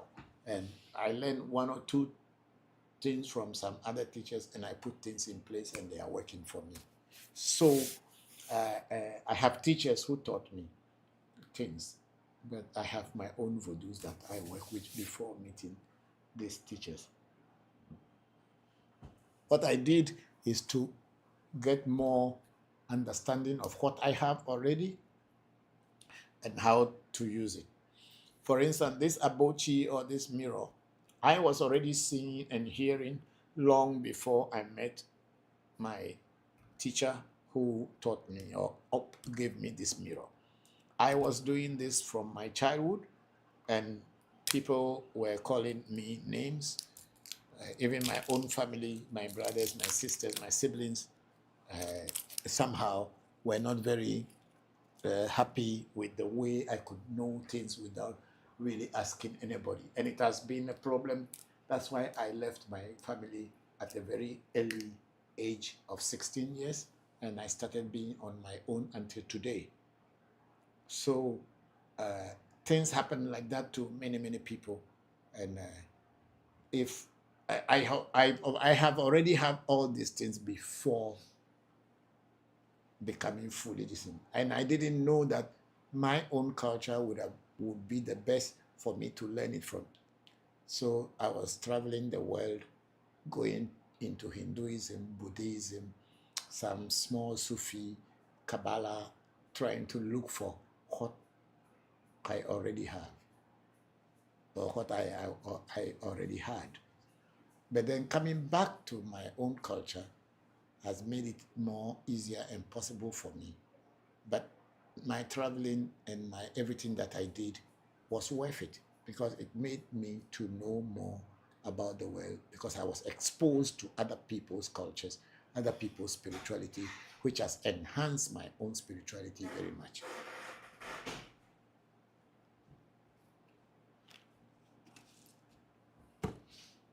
So it depends on everybody.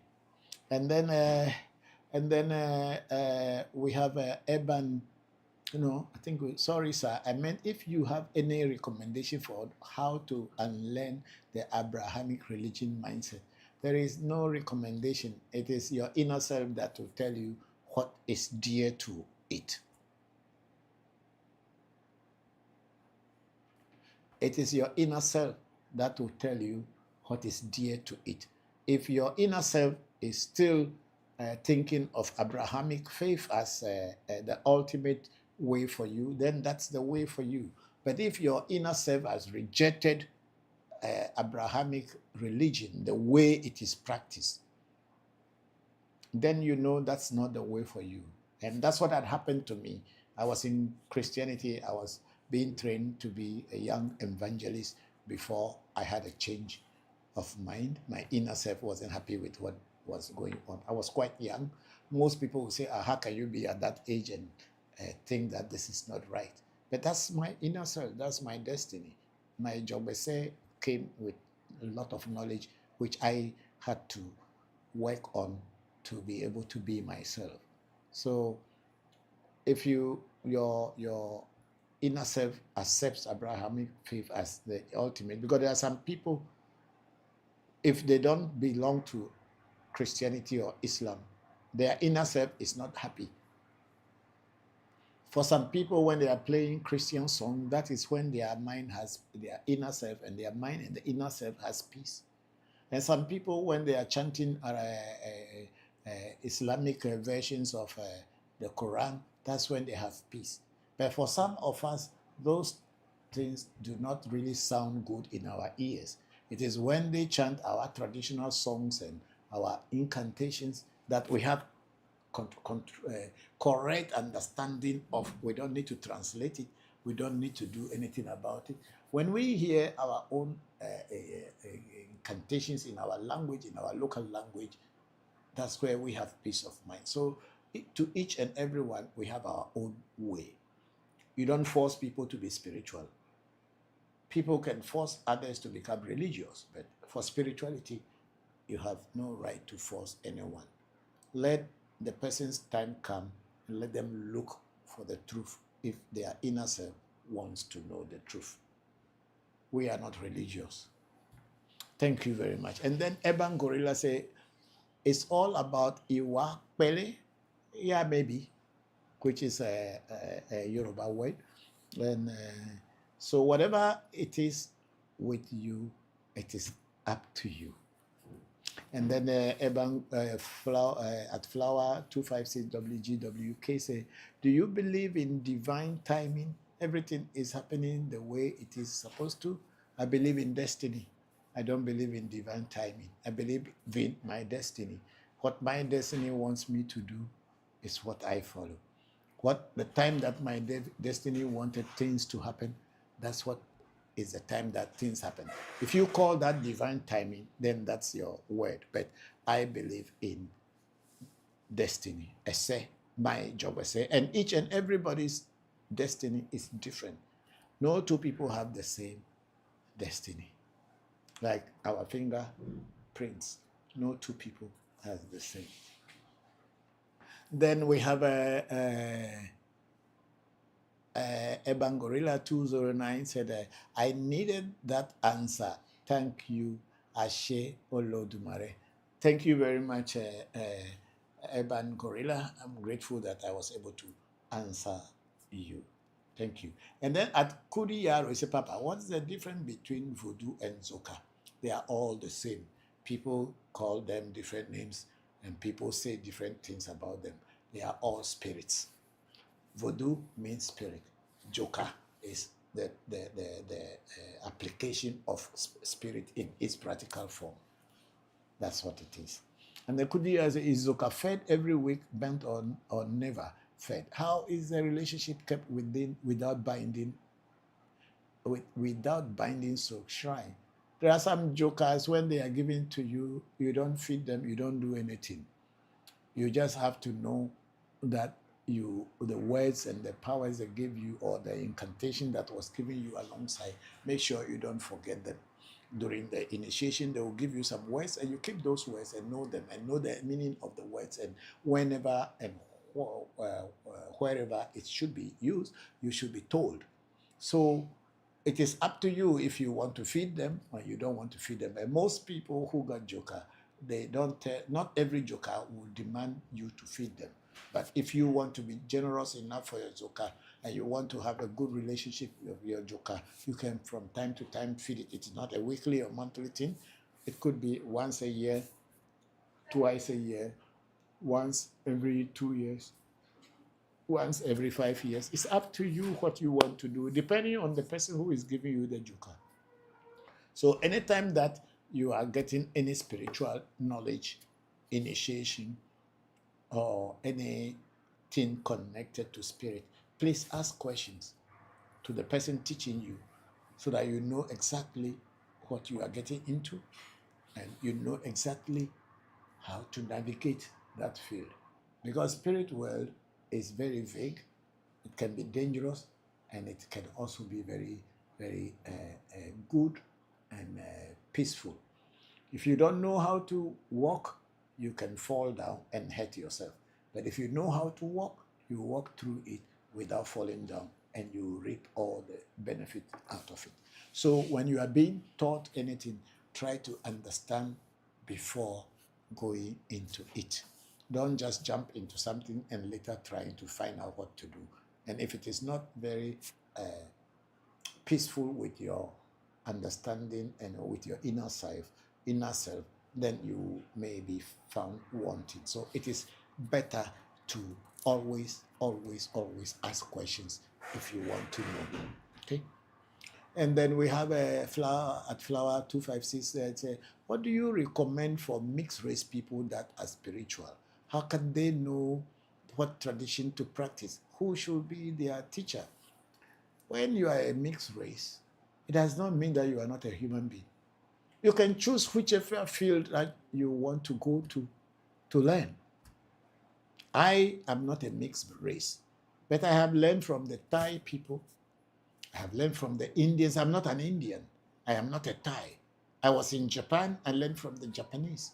I learned from the Thais. I learned from Indians. I learned from the Yorubas. I learned from different people. Not because I'm from their culture, because I seek knowledge. I seek wisdom. So it does not matter whether you are a mixed race or you are not a mixed race. What matters is that seek knowledge wherever you can get it so that you can use it for yourself and also for humanity, for the benefit of yourself and for the benefit of humanity. So it is not a question of which tradition you should follow or which tradition you should not follow. The tradition that appeals to you and teaches you, follow that one. And then we are at flower 256. It says, thank you for your explanation. It's very helpful. You are very much welcome. And then we have Eban Gorilla 2009. Can you teach us some similarities between Kabbalah and Voodoo? Okay, in Kabbalah, there are certain bindings in Kabbalah. We make talismans in Kabbalah, and we make talismans in Voodoo too. So I have so many talismans that I have here who are a combination of Voodoo and Kabbalah all together. Because if you understand the things in Kabbalah, you can find its similarities. Because in Kabbalah also they use certain parts of the Kabbalah uses herbs, if you can find the correct herb. And then you bind them with certain words, and then you add some joka to it. So it is just the same for me. But of course, Kabbalah is more like on a Jewish way. But when you read deeper, you come to see that they also use plant and use herbs and use words. Just as in Voodoo, we use plants, we use nature, and we use words to make things take effect in nature. Thank you. And then Kudia say in Voodoo, is there anything like formulas or spells which, if I'm taught, I can use to make love spells protection works without being initiated? No, but maybe somebody will teach you, but I don't teach. If you are not initiated, I don't teach. I don't know. Maybe somebody will teach you things without you getting initiated. But at my shrine, if you don't get initiated, I don't teach. As period. Please, let's go somewhere again. Okay, we are on Facebook, African Magic Temple, and the Mike Brainer Sevo say hello. I think this was very long, 1 hour ago. Hello, I would like to know if there is a variant name for Shiva in the Ewe tradition of spirituality. I don't know the name of Shiva in Ewe traditional spirituality, but Shiva could mean all the Voodoos that are there, because I think in Shiva could also be with, because it has a Trishula, which could be used as a Ogun. And there are so many other things. So I'm not sure if there is any particular deity in Ewe Voodoo that can be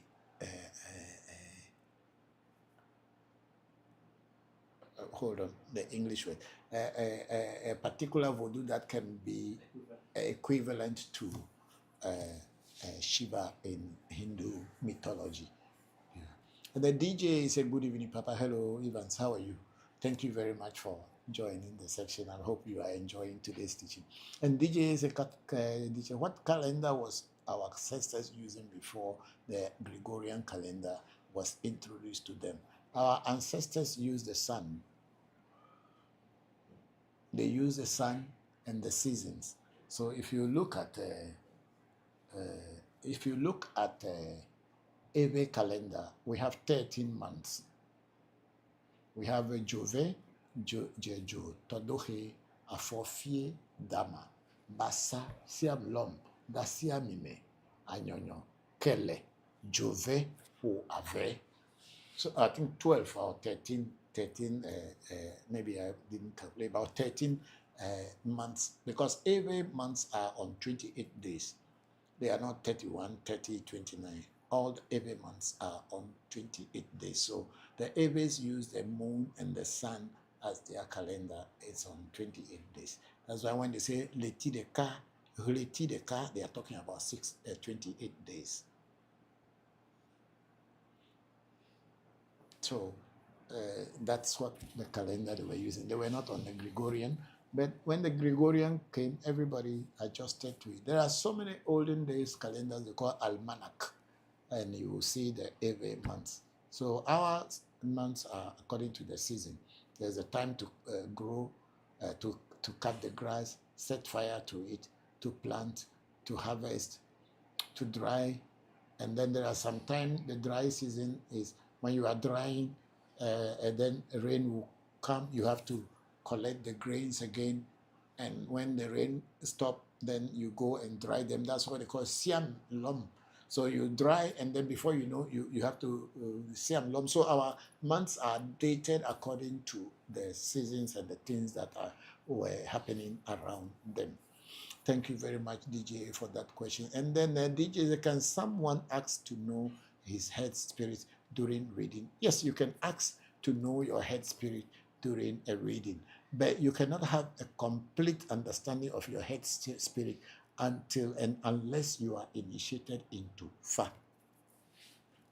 There may be many different head spirits in one particular person. That's why when somebody says you are a fire person, or you are a water person, or you are an aerial person, or you are a light person, this is talking about the head spirits, the spirits of your head, or the spirits that came into this world with you, which the Ewes call simply Taji Voodoo. The Yorubas are calling it Ori Sha, but the Ewes call it Taji Voodoo, like head spirit. They are the ones that came into this world with you, and they may be more than one. But then in your readings, if one particular deity or spirit is very prevalent, each time you make a reading and it appears, each time you make a reading, it appears, then there is high possibility that that deity or spirit is among your Taji, Voodoo, or head spirits. Thank you very much, DJ, for that. Yes, please, let's see. We are on ReVodution Voodoo, and then we have Cheryl McAdam say ATR is the root. We in the diaspora will search for spirituality, but eventually we come back to the source. Thank you very much, Cheryl McAdam. And then we have Emmanuel Bemu. We say, can you tell us about Ahidoho energy? It's not called Ahidoho, it's called Anyidoho. Anyidoho. It's not Ahidoho, maybe it's a spelling mistake. It's Anyidoho. Anyi means bee. And doho is when they come together, like they form one conglomerate, if you may call it that way. It's the same spirit. It's called Zakaja Vodu. Zakaja Vodu is the same Anyidoho, and some people call it a Zakaja Vodu. And it is a spirit of the bee. And these bees are not bees that are in nature. The ones that are Voodoo are not bees that are in nature. They are bees that, with knowledge of Voodoo, are created by the Huno or by the Bokono. They are not just bees that came from outside and come and gather together and they are calling them Anyidoho. The real warrior bees are created, and I have the secret of how to create them. They don't come from nature. They are built inside a room, inside a pot, and when they are ready and they are matured, when you open the pot after the number of days that you have to keep those things that are supposed to be in the pot, the bees come out from the pot. And these bees don't die. Even if you kill them, they will pick each other. The living ones will pick the dead ones, bring them back into the pot, and they will wake up again. This is the beauty of voodoo. And then he said, is it a war energy like the Koku energy? I don't belong to Koku shrines, and I have no idea about Koku voodoo. So when people ask me a question about Koku, I don't know how to answer. But you ask me a question about the bee, because I have been initiated into it by my old man on his deathbed, and I know about that. But I don't know about Koku. So whether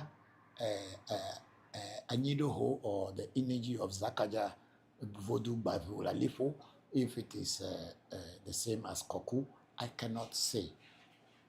But I know that the bees, the warrior bees, are for war. Thank you. And then we have Sila Ameji, my daughter-in-law. Say, good evening, Papa. I guess you and everyone are doing well. Yes, we are. Everybody is fine. And how is our princess Fanyu? I hope she is doing, and you yourself. Thank you very much for joining the section.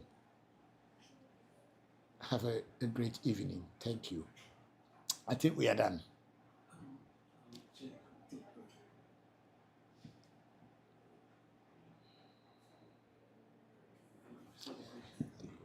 I am a myth 7. Say, how do I book a consultation? Go into the profile, pick our number, call the number, or send message to the number, or send WhatsApp message to the number, and they will guide you on how to book a consultation. Thank you very much. And then PhD said, please, is Afa a deity? Yes, of course, definitely. Afa is a deity. Everything that is a spirit is a deity. Thank you. And then we have Darling 208. He said, I don't.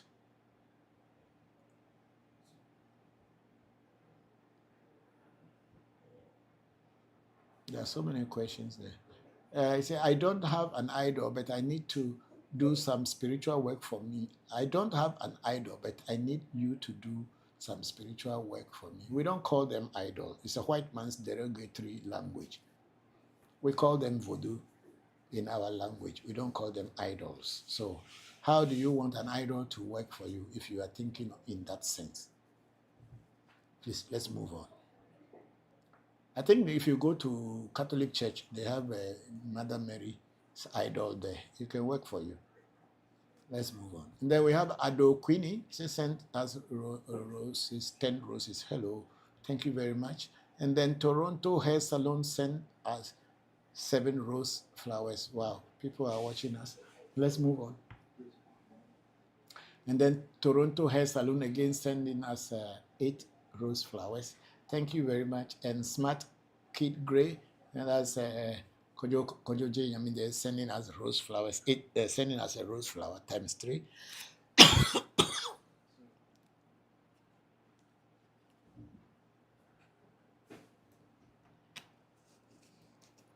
And then move on. We have Sichi Edwards sharing the live. Sichi Edwards sharing the live, and Kakra. I know this man. Do you know Mr. Vegba Michel Camp? Yes, I know. I know Vegba Kakra. I know Fire. Kakra, I know you. Okay, it's not that you can. I know you. This is Papa. Yeah. Thank you very much, Kakra. I hope you are fine, and Happy New Year to you. And then we have Efo Dela. I said, Tro Mega spiritual work doesn't work for me. Any reason, please? Efo Dela, if a spiritual work doesn't work for you, you should always first do a reading to find out why spiritual things don't work for you. A lot of time people say spiritual things do not work for them. My understanding is that the person who say they are doing spiritual things for you may not be doing the right thing for you. And apart from that, maybe what was done for you is not what will solve your problem. And that's why it didn't work for you. For spiritual things to work for a person, a proper reading must be done, or a proper spiritual consultation must be done, and to find out which spirit, which deity, which a throne will work for you in the particular case that you brought. If those things are not done, maybe somebody will be using Ewe Vodu or a warrior spirit to solve a love situation, which it will not be. Because a warrior spirit is supposed to do warrior things. So if somebody has a warrior spirit only and is using the same warrior spirit to do things concerning love and affection, it may not work. So you, Efodela, you must find out from spiritual consultation what will work for you. And that's the only reason I can give you. Let's move up. Then we have Unwabi say, yes, Papa, she did as instructed and has been sleeping very peacefully after. Thank you for your help. I'm grateful that it worked for her. Thank you very much, Wambi. I'm grateful. Okay, let's move on. I think Kakra said, do you used to come to Michelle Camp at first? Yes, I always come to Subrepo. I come to Mr. Vegba's house, Fire's house, yes. Then OMB say a few things that you touch on during consultation are manifesting exactly the way you saw it. Thank you very much. Yeah, I know the consultation, as I always say, is the first gate to know what is happening to you and how to go about it. Without a proper consultation, people can say, oh, I can do this for you, I can do that for you. But they may do it and it may not work for you. But if the consultation gives the cause and the real situation that is happening behind the scene, then when the work is done, results come. So thank you for that. I am grateful. Yeah.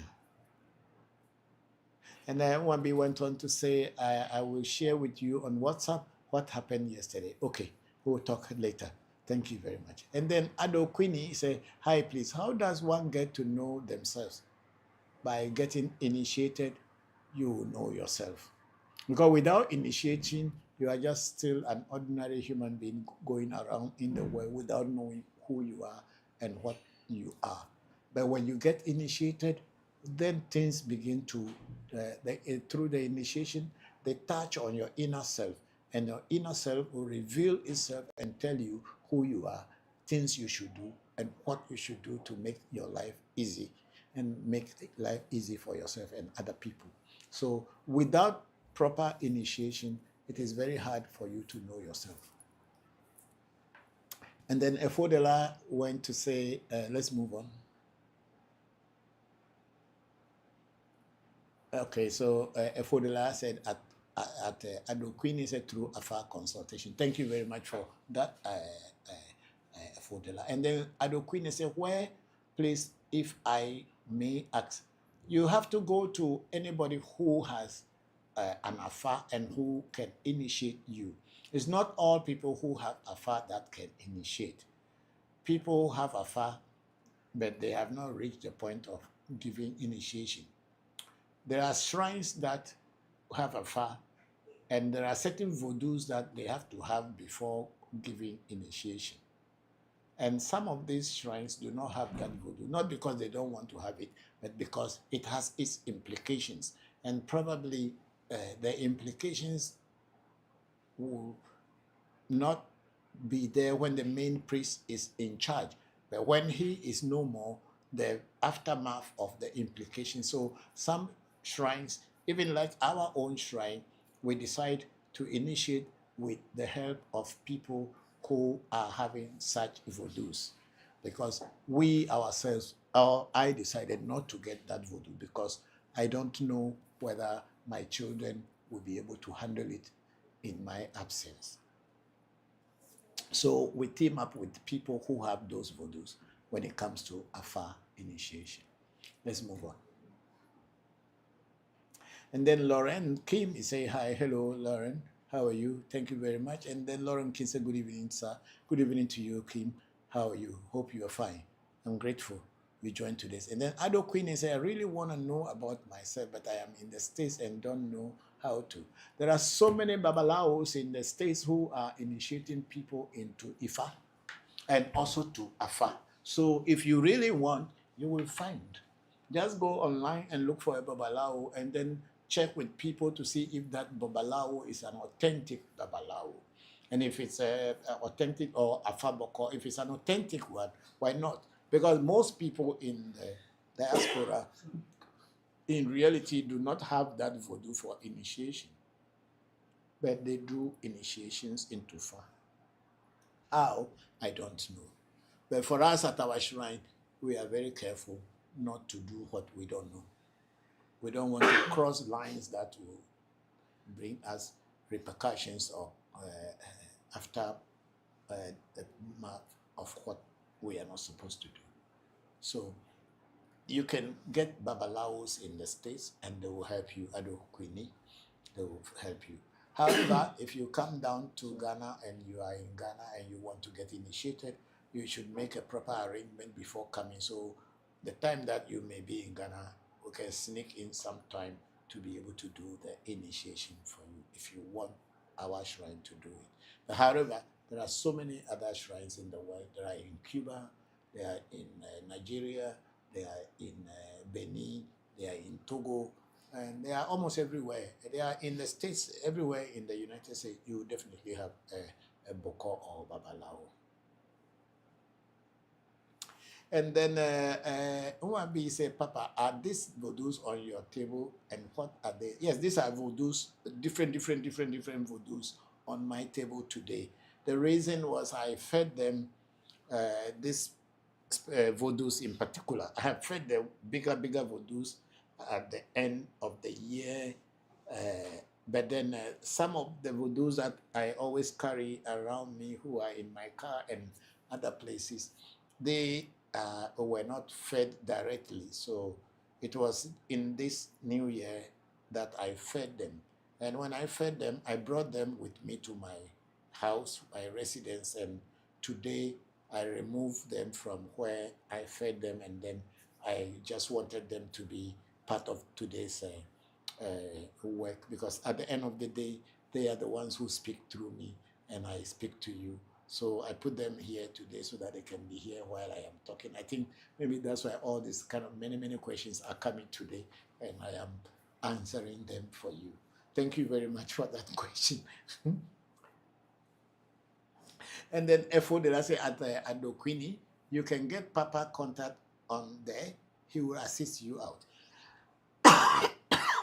Yes, we can reach out to some Bokono and Babalaos in the US who may be of assistance to you. We are even in contact with some in Canada. So if you will have to travel to Canada, they will be able to help you. Thank you. And then Efodela at Mwabi, yes, they are. I'm sure they all have different jobs or duties. Yes, they do. They all have different jobs and duties to do. They are not all the same. Each one has its own incantation, its own duties and works to do, and the animal to feed them. They are all different. Thank you very much, Fodela and Wabide. And then we have I think we still have a lot of Ado Queenie say at Fodela. Sure, I will thank you. And then Fodela at Queenie, much welcome. Check your DM, but still contact Papa. He will find a way out for you. Thank you all, Fodela and Queenie. We thank you. And then Nwabi say at Efodela, thank you. And Efodela also say at Nwabi, gracias. Thank you all. And then TK said, I was wondering this for a while, but now that makes sense to me. I had to act while all this plenty thing on my table today. They are Vodus. They are all Vodus. There are so many Vodus here, and each one is very, very powerful on its own when it comes to their work. When you call them, when you put the work before them, they solve them. So today they are all sitting down on the Ayetekbo, and we are talking and discussing with you. And that's why today I am even surprised the number of people who came on the program and the questions that are coming out, because the Vodus themselves are here and they are listening and they are giving me ideas on how to answer your questions for you. And then we have Phil's mic. He said, Papa, please, when is the best time to make time with you? Anytime. You call, they'll book appointment for you. And when they book appointment for you, that means I am ready to see you. Thank you. And then Too Sweet in the mid. Hello. In the midday or in the mid? In the middle. Too Sweet in the middle. Say hello to you. Hope you're fine. And then Mabina said, can a Christian marry a traditionalist without having any challenges when it comes to, let's see, come to their religion? Of course, a Christian can marry a traditionalist, and a traditionalist can also marry a Christian. You know why? Because traditionalists do not fight Christianity. They just look at it as a genuine school. It's like somebody is in kindergarten and you are in class 6. Of course, a class 6 person and a person in the kinder can still be friends and still eat together and do things together, because their understandings are different does not make them to be enemies. If after some time the Christian is learning about seeing reality, not even learning, seeing reality of what the traditionalist is doing, and seeing that these people who we call traditionalists, and they are usually labeled as devil worshippers, are actually the people who are in harmony with nature and worshiping God in his true form, then maybe you have learned something and add to what you have learned from the Christian base. I was born into Christianity, like what I was saying, but it is with time that as I grow, my inner self begin to question so many things. There are so many people who do not question and they just accept things as they are. But then there are some of us who do not accept things just they are. We question. And then through questioning, we have moved away from the lies and seek truth. So, Mabina, yes, a Christian can marry a traditionalist without having any challenges when it comes to their religion. There is no problem at all. And then Lion is saying, please, why do some people say if someone seek help from Obosom later, the person will suffer? I don't know. Whoever said so has his own answers and reasons. I don't know. I am here. I am a Obosom man, if you have to call it that way. But I have not regretted and I'm not suffering. Let's move on. And then we have Mensa Gafa. Say, please, location. We are on the Spinters Road in Accra, Ghana. I think our number is just below your question. And then we have, I think that's the last one. No? We still have a lot. Okay, so we have Nana sending us a rose flower. Thank you very much, Nana. We are grateful. And then we have a Fodela at Mensa Gafa along the Spinters Road, I'm sure. Yes, we are on the Spinters Road, coastal area. And then we have a Smart Kid Gray, my son there. Greetings, Papa, and everyone. Wishing you a happy new year at AMT. Thank you very much, Kojo. We are very grateful to you and to everything. Happy new year to you too. Thanks a lot. Then we have Saltman. I'm enjoying your class. Happy year to you. You are really an icon. Thank you very much, Saltman. I'm grateful that you are enjoying the teachings. Happy New Year to you too. And then we have more money. How can you get initiated? A person can only get initiated when he gets in contact with a person who knows how to initiate. And a person who knows how to initiate must be someone who has spirits and is a Bokor or is a Huno. A Huno means someone who works with spirit, and a Bokor is a person who is initiated into Fa. But then you have to find out what kind of initiation you want, and then definitely you will get the answers. Thank you very much. And then we have Adoquini. He said, thank you, but can I get initiated while in the States? Initiation is a physical and a practical thing. It is not an online thing, and it is not done through telephone. Initiation has certain disciplines to follow during the time of initiation. So you can get initiated in the States if you meet a Bokor or a Babalao who can initiate you. But you cannot be initiated online. So you need to get a Bokor or get a Babalao in the United States, and they will be able to initiate you. That's what I said earlier.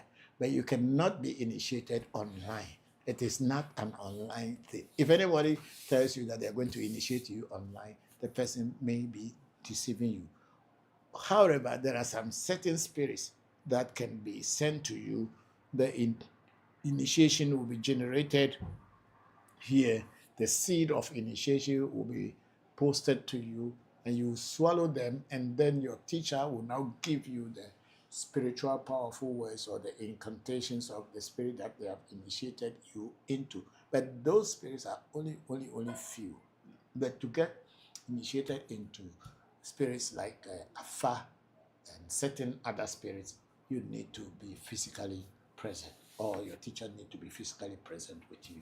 Thank you. And then Ado Queen said, okay, Papa, thank you. And thank you too. And then we have MKT said, greetings, great one. Greetings to you also. You too, you are a great one. Thank you. We are all great. No one is above anyone. And then we have Focus. He said, thank you for your explanation. You are very much welcome, Focus. And then Smart Key Grace sent us 7 rose flowers again. And then Mabena is putting her hands on her cheek. Is that so? Mabena, I told you this before. You didn't believe me, but it's true. Okay? Yeah, thank you for joining. And again, putting your hands and you are wondering whether it is real or it's not real. It's real. Christians can marry traditionals. So many Christians are married to traditionals, and so many traditionals are married to Christians. Okay? And then we have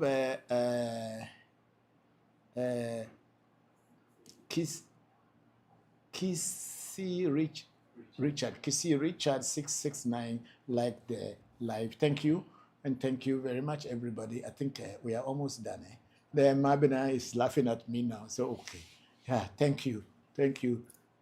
I'm happy you are listening to the program. And then Kudi Yaro say it's okay. I think there's a.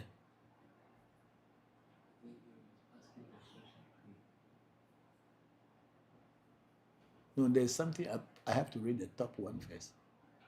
So that's from at Flower 256. Said, what do you recommend if someone is trying to learn spiritual system that is gone now due to colonization? Can they learn African traditions and then go to the other tradition and try to mix it? Yes, of course. If you learn it well, you can always mix. Just like I had been explaining to you, I learned Hinduism, I learned Kabbalah, I learned Buddhism, I learned Sufism, and some other things around the world. Shinto, I didn't really learn, but I have been around Japan for 10 years, and I had interacted with so many Shinto priests. I've been to so many Shinto shrines where I performed magic, and I interacted with the priests and all that.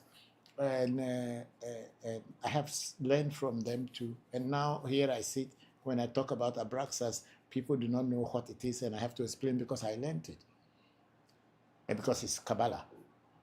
And then when we are talking about Shiva, Krishna, and all the deities in Hindu mythology.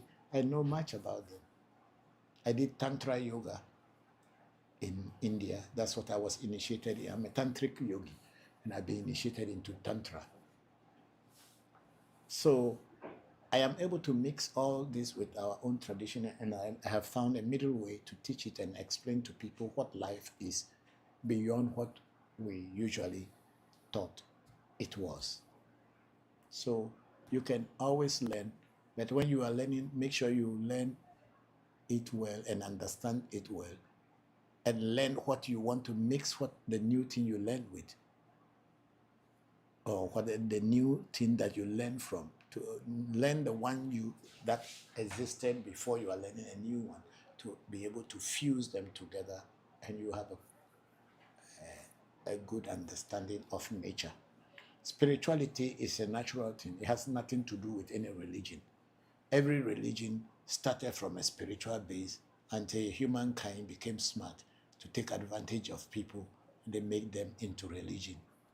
And then religion, they tell you not to question anything, not to judge, just accept and believe, and you will be in heaven. It's a lie. Always question things. Please, the monitor is gone.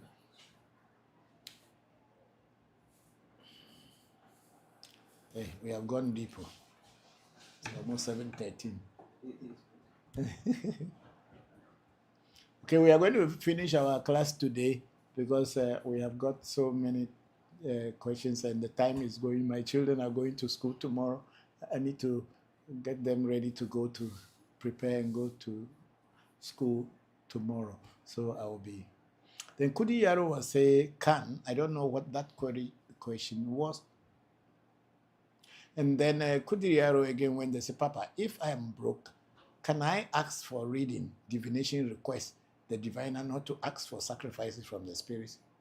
Most divinations come with sacrifices. It is not the diviner that is asking you to sacrifice.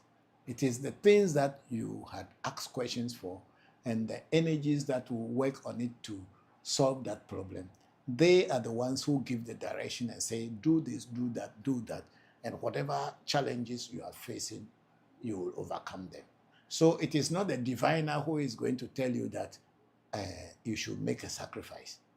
The diviner's work is to look into the things that is happening around you and tell you what is happening around you, and also to advise you on what to do if you want to overcome those challenges. So if you do a reading and you don't want to do the sacrifices, that is up to you. The diviner cannot force you to do sacrifices. But then by doing a reading and without doing the follow-up, which is sacrifices or vosa, as the Eves call it, don't expect that anything will change. You only hear the story of what is happening around you. And the worst of the worst is that when the spirit world knows that you are aware of what is happening to you before you do not want to do anything to change it, they will tighten the bolt and the knots and your life get tighter. That's what the Avis call kamasa. If it comes to you, it's more difficult than the main challenge that you are having. Yeah. Okay, so we have you have to come down. We have already finished that question. The one you highlighted, I finished. Then Flower 256 is a. What do you think about the dementia in spiritual sense? I don't know. Dementia is a mental challenge. So whatever the doctors say, that's what it is. But then in our tradition, the people in their old age, usually because people who actually grow with spiritual discipline, they definitely had certain things that were done or would be done for them that kind of dementia may not happen. But it's a sickness, it's a mental problem, it's a problem in the mind or in the brains. So it is there, but I believe that if the hospitals can have a solution to it, definitely there will be some traditional ways of also handling it. Yeah, I believe so. And then Urban Gorilla 200 said, may you please share with us the pros and cons of knowing your taboos. Or every tradition, every spirituality, every deity has their own taboos. And it is until you get initiated into that particular deity, then it comes with its taboos. And that is when the pros and the cons come. If a deity is with you and tell you that do not eat pork, listen again. If you have a deity with you and that deity says do not eat pork, but pork is your favorite meat and you still want to do it, that means that deity cannot work with you. You can have it as a voodoo and all this thing, but it will not work with you because it told you what it doesn't like. But you think that you like that. So you and that deity or that voodoo cannot work together. That's all that I can say. But when you say, like, if you eat this and then you die, no, I don't know that pet. There are certain things that a deity or a spirit or voodoo will tell you not to do. But if you want to do it, they cannot stop you. If the consequences come, it's you alone who is going to bear it. The voodoos don't bear our consequences. So that's what it is. Thank you very much, Edam Gorilla, and for all of you for today's section. And then we have at Sab R, say Happy New Year, Papa, to you and everyone back at the shrine in Ghana. Sabrina, how are you? In Ghana, miss you all and looking forward to coming back soon. Hello, Sabrina. Thank you very much. My greetings to Bella. Thank you very much. And then we have Ike Ila, right? Ikela Wright, 4152 Baba. Would you consider visiting Canada? Oh, yes, we are now in there's this our friend in Canada who started communicating with all of us, I think yesterday. He's Bokor in Canada, or Babalao, and he is in touch with my son, Senna, and we are inviting him to Ghana. He's also inviting us to Canada. So yes, definitely, I will be in Canada again. I was in Canada in the 90s, but I will be in Canada again whenever the opportunity comes. That's very sure. Bless you too. And then Kudiyaro say, what recommendation would you give me on how to test how good a reader, a diviner is if I am consulting remotely? Okay, the first thing you should do is that you never tell the diviner anything that you want to consult on. You just tell the diviner you want to do a consultation. The diviner may ask you to speak on money and send to him, or if he has other ways for you to speak on money. And when the diviner says the things that you have spoken and has pointed out some of the things that you are having challenges with in life before the divination without you telling him, then you will know that this is a good diviner. Those are the things I can say. And then at Kudiyaro again, I say, is there a difference in result between physically in person and remote divination? There is a little bit of difference in physically and in remote divination. The only difference is that when you are physically there, you can be asking questions on the spot. And the diviner also will be asking you questions. When he sees something that appears in the divination, he can ask you directly and say, oh, what is this? But when you are doing a remote divination, such questions do not come. It only comes when the person has listened to what the diviner had said and then later send their messages by saying it is yes or it is no. But physical consultation, you are there and the diviner and the divination tool is interacting with you directly. That's all the difference. Otherwise, there's not so much of a difference because when the divination is done and sent to you remotely, and you listen to it over and over, you will be able to understand more than sometimes when you are even physically present.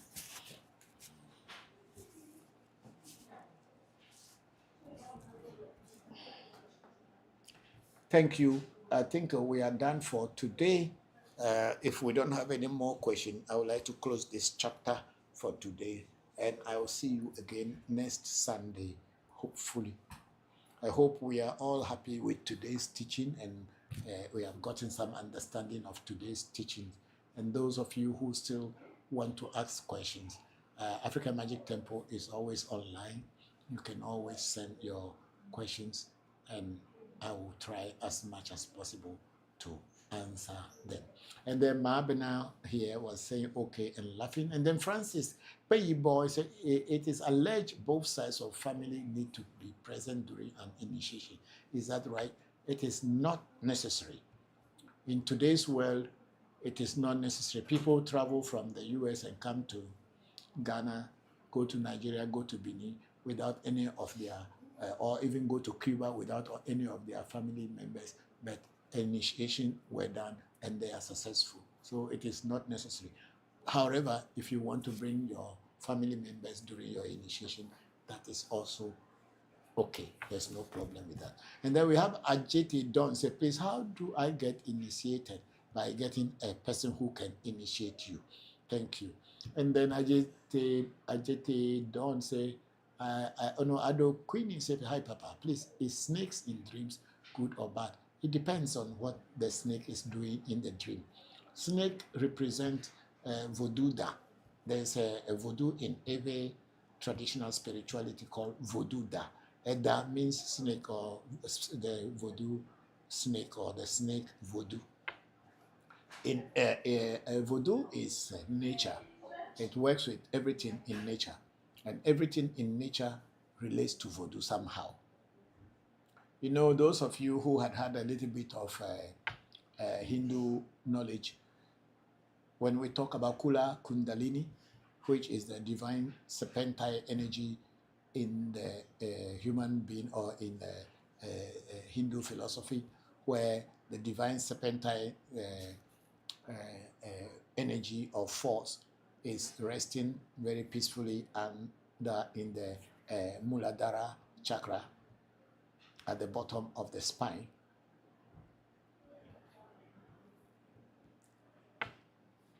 That serpentine spirit is said that when it passes through all the chakras and reach your crown channel or crown chakra, then you are enlightened. So in that sense, that means snake is a divine energy. And also when you go into the Bible, the Christian Bible, when you go into it, it was said that the snake was so wise and was teaching human being how to eat apple. So it means human being was stupid, but snake was wiser. And snake know the secret of God than human being. So the snake might be something that is very close to God. Otherwise, he cannot know God's secret. But later, the Bible says the snake is the devil. Whichever it is, I don't care. It's not my problem. But snake voodoo, we also have it in our thing. And snake is regarded as fertility, abundance. Yes, fertility, abundance, and a whole lot of things. So when you see snake in your dream, it depends on what kind of snake and what the snake did in the dream. If the snake bites you in the dream, which means when a snake bites a person physically, it is not a good thing. So also when it bites you in a dream, it's also not a good thing. So it depends on what you see in your dream of a snake. I think, where are we the snake before we are here? There's a snake. Oh, then let me finish those ones before you move. Yes. So it depends what you saw the snake doing in the dream. So that will determine whether it's a good or not. Then we have Oracle of God. You say Aboru Aboye. Papa, hello, Abori Aboye Abokishe. Thank you. And then Evans Musavi say money rituals. We don't know anything about that, and we at African Magic Temple do not think that there is anything called money rituals. It is a scam where people cheat and take advantage of innocent people who are looking for quick money.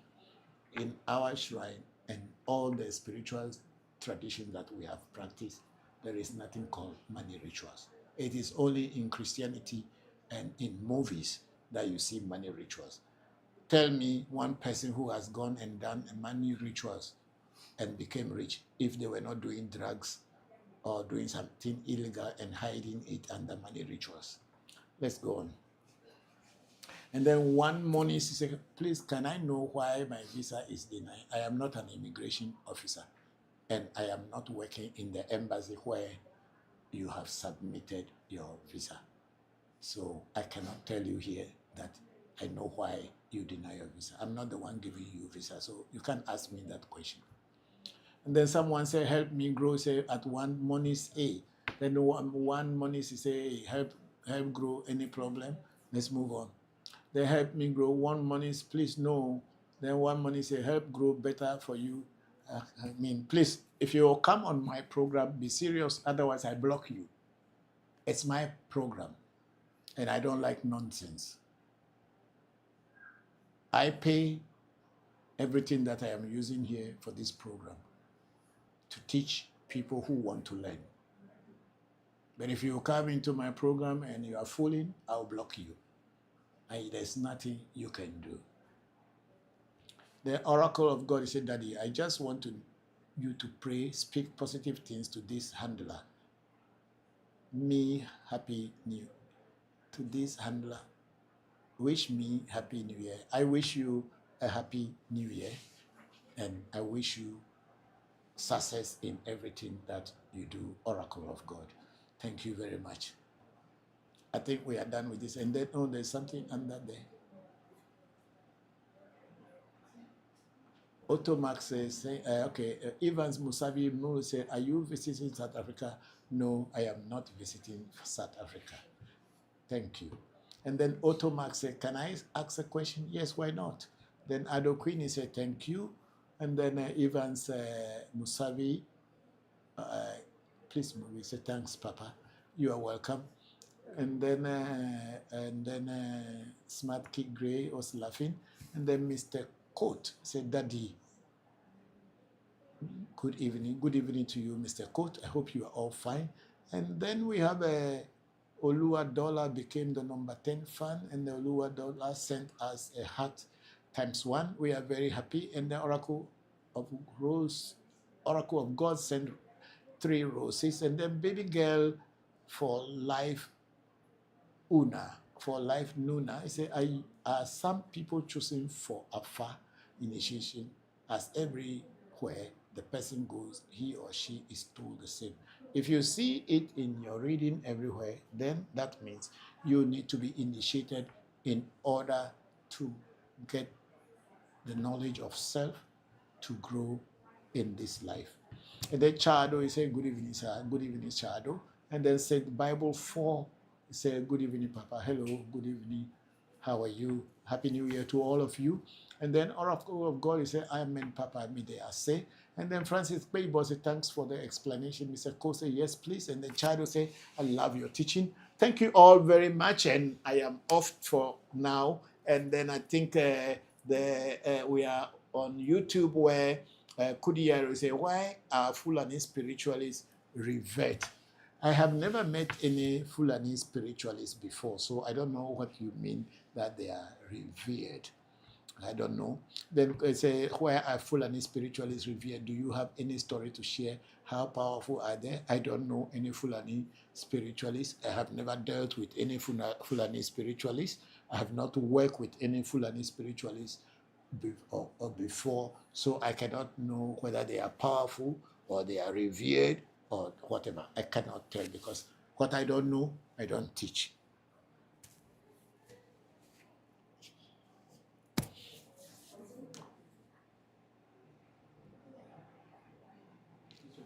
What is the last question from DJ? Say, okay. Okay, and can someone ask to know her spirit during reading? Okay, thank you all very much, and I'm very grateful to you all for today's section. May the ancestors and the generational spirits and spirit of nature continue to guide you all through the week until we meet again next week, same time, Sunday. I am your host, Bokor Christopher Voncujovi of African Magic Temple, the founder of African Magic Temple. I had been your host, and I thank you all for the beautiful questions you all asked. I wish you all a happy, happy, happy New Year. Oh, talk with my mom, me do I go. Oh, my access, me do I go.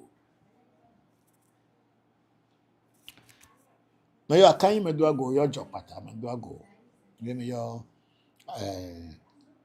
pasese top geje me do I go. Me yo abochi sakra kama chwa be adogo koto koli don ko kunu maku agbere no gbere to be yo ale achu o franta mani o 15 kuma bisinkra ko fito jaba ko chotu ko fiti hen ko fi atra kable me yomi dagbelo. May this week be a successful week for all of us. May good health come to all those that need it, and may money enter the pockets of people who are working hard, and may the spirits of nature and our ancestors continue to bless us and open doors for us. May we all have peaceful week, and may we meet again same time this way in good health, in good spirit, with all smiles. Thank you all. You people, you came to the center here, and the questions were just too many. And thank you, and thank you all. And then Smart Kid Gray say Ache. Ojo, thank you very much. All of you have a very, very, very good week. Hey, over.